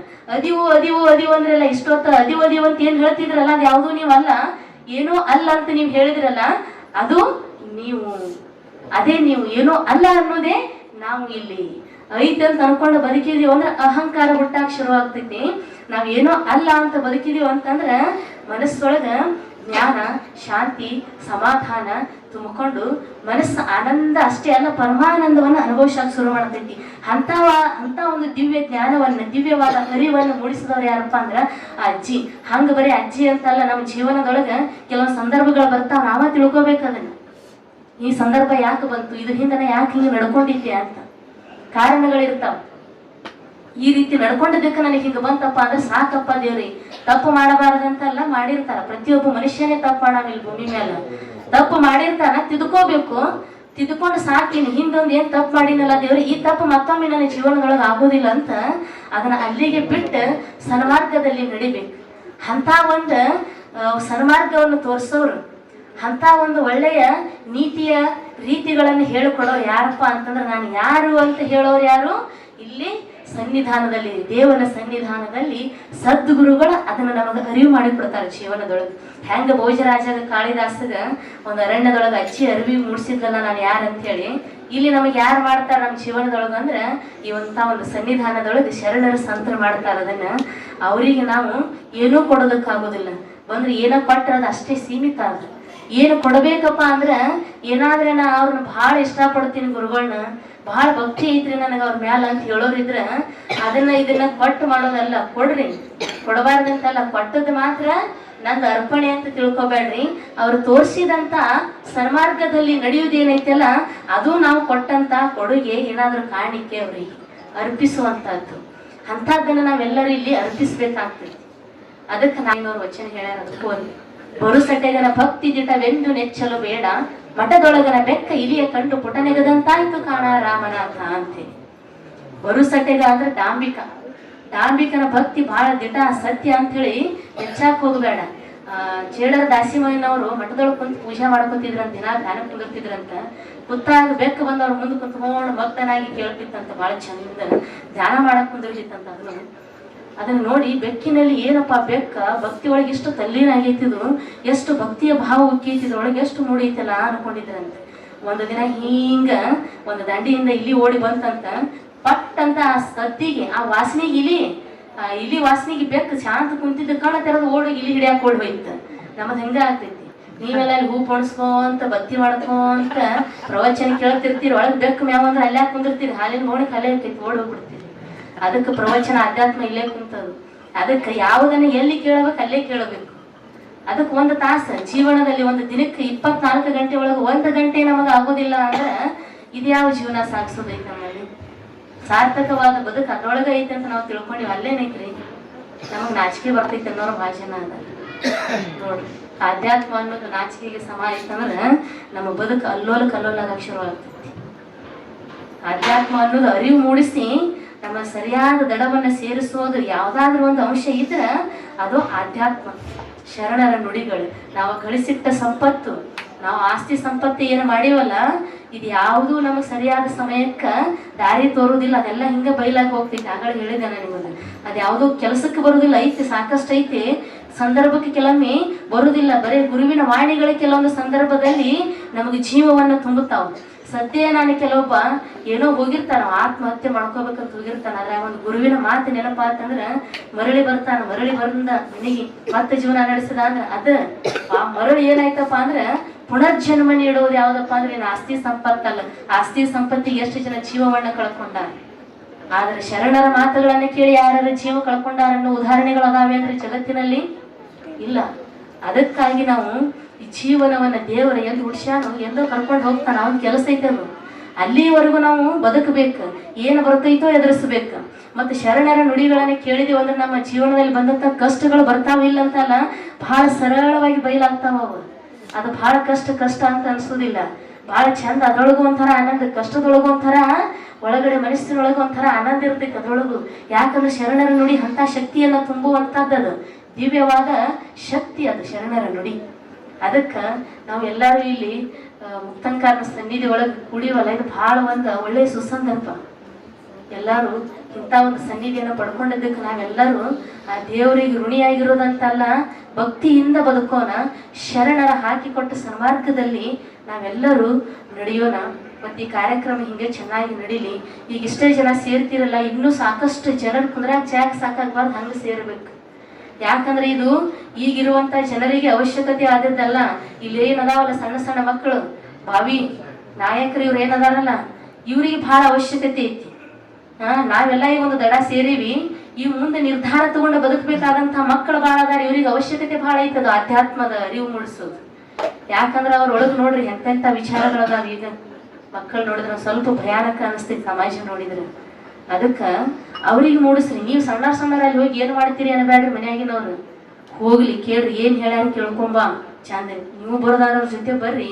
ಬರಾಕಾಗ್ಲಿಲ್ಲ ಅಂದ್ರೆ ಏನ್ ಹೇಳ್ಯಾರ ಚಂದ ಕೇಳ್ಕೊಂಡು ಬಂದ ಅವ್ರು ಹೆಂಗ್ ಹೇಳಿದ್ರೆ ಹಂಗೆ ಹೇಳ್ಬೇಕು ಅಂತ ಮಕ್ಕಳಿಗೆ ಹೇಳಿ ಕಳಿಸ್ರಿ. ಬಂದ ಮೇಲೆ ಕೇಳ್ರಿ ಏನ್ ಹೇಳಿದ್ರಪ್ಪ ಅಂತ ಹೇಳಿ. ಹೇಳಿದ್ರ ಅವ್ರ ಕಡೆ ಕೇಳಿದ್ರಂದ್ರ ಹಾ ಹಿಂಗ್ ಹೇಳ್ಯಾರಲ್ಲ, ಹಿಂಗೆ ಇರ್ಬೇಕು ನೋಡಪ್ಪ ಅಂತ ಹೇಳ್ರಿ. ಬರೀ ಇರ್ಬೇಕಂತ ಹೇಳ್ಬೇಡ್ರಿ, ಅದ್ರ ನಾವು ಇರ್ಬೇಕು. ಮಕ್ಕಳು ಅನುಕರಣ ಮೈಗಳು ಅಂತಾರ, ಅವ್ರು ನಮ್ಮನ್ನ ನೋಡಿ ಬದುಕ್ತಿರ್ತಾರ, ನಾವು ಮಾಡಿದ್ದ ನೋಡಿ ಬದುಕ್ತಾರ. ಅವ್ರು ಬರೀ ಹೇಳೋದಲ್ಲ, ಬರೀ ನೀವು ಗುರುವಿನ ನೋಡಿ ಬದುಕೋ, ನಾನು ನೋಡಿ ಬದುಕಬೇಡ, ನನ್ನ ಮಾರ್ಗ ಬೇರೆ ಐತೆ ಅಂದ್ರೆ ಅವ್ರು ಹಂಗೆ ಬದಲಾಗೋದಿಲ್ಲ. ನಾವು ಬದಲಾಗಬೇಕು. ಅದ್ರ ತಕ್ಕಂಗ ಬದಲಾಯಿಸಾಕ ನಿರ್ಧಾರ ತಗೋಬೇಕು. ಬರೀ ನಾವು ಮೊಬೈಲ್ ಬ್ಯಾನ್ಗಳು ಆಗಿವಂತಂದ್ರೆ ಅವ್ರು ಮತ್ತೆ ನಮ್ಗೆ 10 ವರ್ಷದೊಳಗ ತಾಯಿ ತಂದಿಗೆ ಮಮ್ಮಿ ಟಾಟಾ ಬೈ ಬಾಯ್ ಅಂತಿರ್ತಾರ ಅವ್ರು ನೋಡ್ರಿ. ಅದೇ ತಾಯಿ ತಂದಿಗೆ ಎದ್ದ ತಕ್ಷಣ ಮುಂಜಾನೆ ಬೆಳಗ್ಗೆ ಎದ್ದು ಸ್ನಾನ ಮಾಡಿ ವಿಭೂತಿ ಹಚ್ಕೊಂಡು ದೇವ್ರಿಗೆ ನಮಸ್ಕಾರ ಮಾಡಿ ಮನೆಯಲ್ಲಿರುವಂತ ತಾಯಿ ತಂದಿಗೆ ಗುರು ಹಿರಿಯರಿಗೆ ನಮಸ್ಕಾರ ಮಾಡುವಂತ ಸಂಸ್ಕಾರ ಇವತ್ತು ಕೊಟ್ರಿ, ಅದು ಭವ್ಯವಾದ ಬದುಕು ಮುಂದೆ ನಿರ್ಮಾಣ ಆಗ್ತೈತಿ. ನಾವು ಒಮ್ಮೆ ದೊಡ್ಡವಾದ ಮೇಲೆ ನನ್ನ ಮಗನಿಗೆ ಇದನ್ನ ಕಲಿಸ್ತೀನಿ ಅಂತಂದ್ರೆ ಅದು ಅಸಾಧ್ಯ. ಬೆಳೆದು ನಿಂತ ಮರವನ್ನ ಯಾರೇ ಬಗ್ಸಾಕಾಗೋದಿಲ್ರಿ. ಸಣ್ಣದಾಗಿ ನಾಟುವಾಗ ಸಸಿ ಮೆತ್ತಗಿರ್ತೈತಿಲ್ಲ, ಮೃದುವಾಗಿದ್ದಾಗ ನಾವು ಹೆಂಗ್ ಬೇಕು ಹಂಗೆ ಬಾಗಿಸಿ ಬದುಕಿಸ್ಬೋದು, ಅದನ್ನ ಬೆಳೆಸ್ಬೋದು. ದೊಡ್ಡವರಾದ ಮೇಲೆ ನಿರೀಕ್ಷೆ ಇಟ್ಕೋಬೇಡ್ರಿ. ಇನ್ನು ಸಣ್ಣವಾದ ಹೇಳ್ರಿ, ದೊಡ್ಡವಾದ ಮೇಲೆ ಮಾಡ್ತಾನೆ ಬೇಡ್ರಿ. ಮಾಡೋದಿಲ್ಲಮ್ಮ, ನಿಮ್ಮ ಕೈಲೇ ಮಾಡಿಸ್ಕೊತಾನ. ದೊಡ್ಡವಾದಂದ್ರೆ ನಿಮ್ಮ ಕೈಲೇ ಮಾಡಿಸ್ಕೊತಾನ. ಅದಕ್ಕೆ ಇಂಥ ಒಂದು ದಿವ್ಯ ಸಾನ್ನಿಧ್ಯವನ್ನು ನಾವೆಲ್ಲ ಪಡ್ಕೊಂಡಿವಿ. ಬಹಳ ಸಮಯ ತೆಗೆದುಕೊಂಡೆ ಅಂತ ನನಗೆ ಅನಿಸ್ತೈತಿ. ಅಮ್ಮವರಲ್ಲಿ ಕ್ಷಮೆ ಯಾಚಿಸ್ತೀವಿ. ಅದಕ್ಕೆ ನಾವೆಲ್ಲರೂ ಪ್ರತಿನಿತ್ಯ ಹಿಂಗೆ ಕೇಳಲಿ. ಇದು ಹಿಂಗೆ ಈ ಸತ್ಸಂಗ ಶರಣರ ಬರುವಿಕೆ ಇದೇನೈತಿಲ್ಲ ಅನಂತದವರೆಗೂ ಇದು ಹಿಂಗೆ ಮುಂದುವರಿಲಿ, ಇನ್ನೂ ವಿಜೃಂಭಣೆಯಿಂದ ಸಂಭ್ರಮದಿಂದ ಈ ಉತ್ಸವ ಮುಂದೆ ಸಾಗಲಿ ಅಂತ ನಾ ದೇವರಲ್ಲಿ ಪ್ರಾರ್ಥಿಸುವಂತ ನನ್ನ ನುಡಿಗಳನ್ನು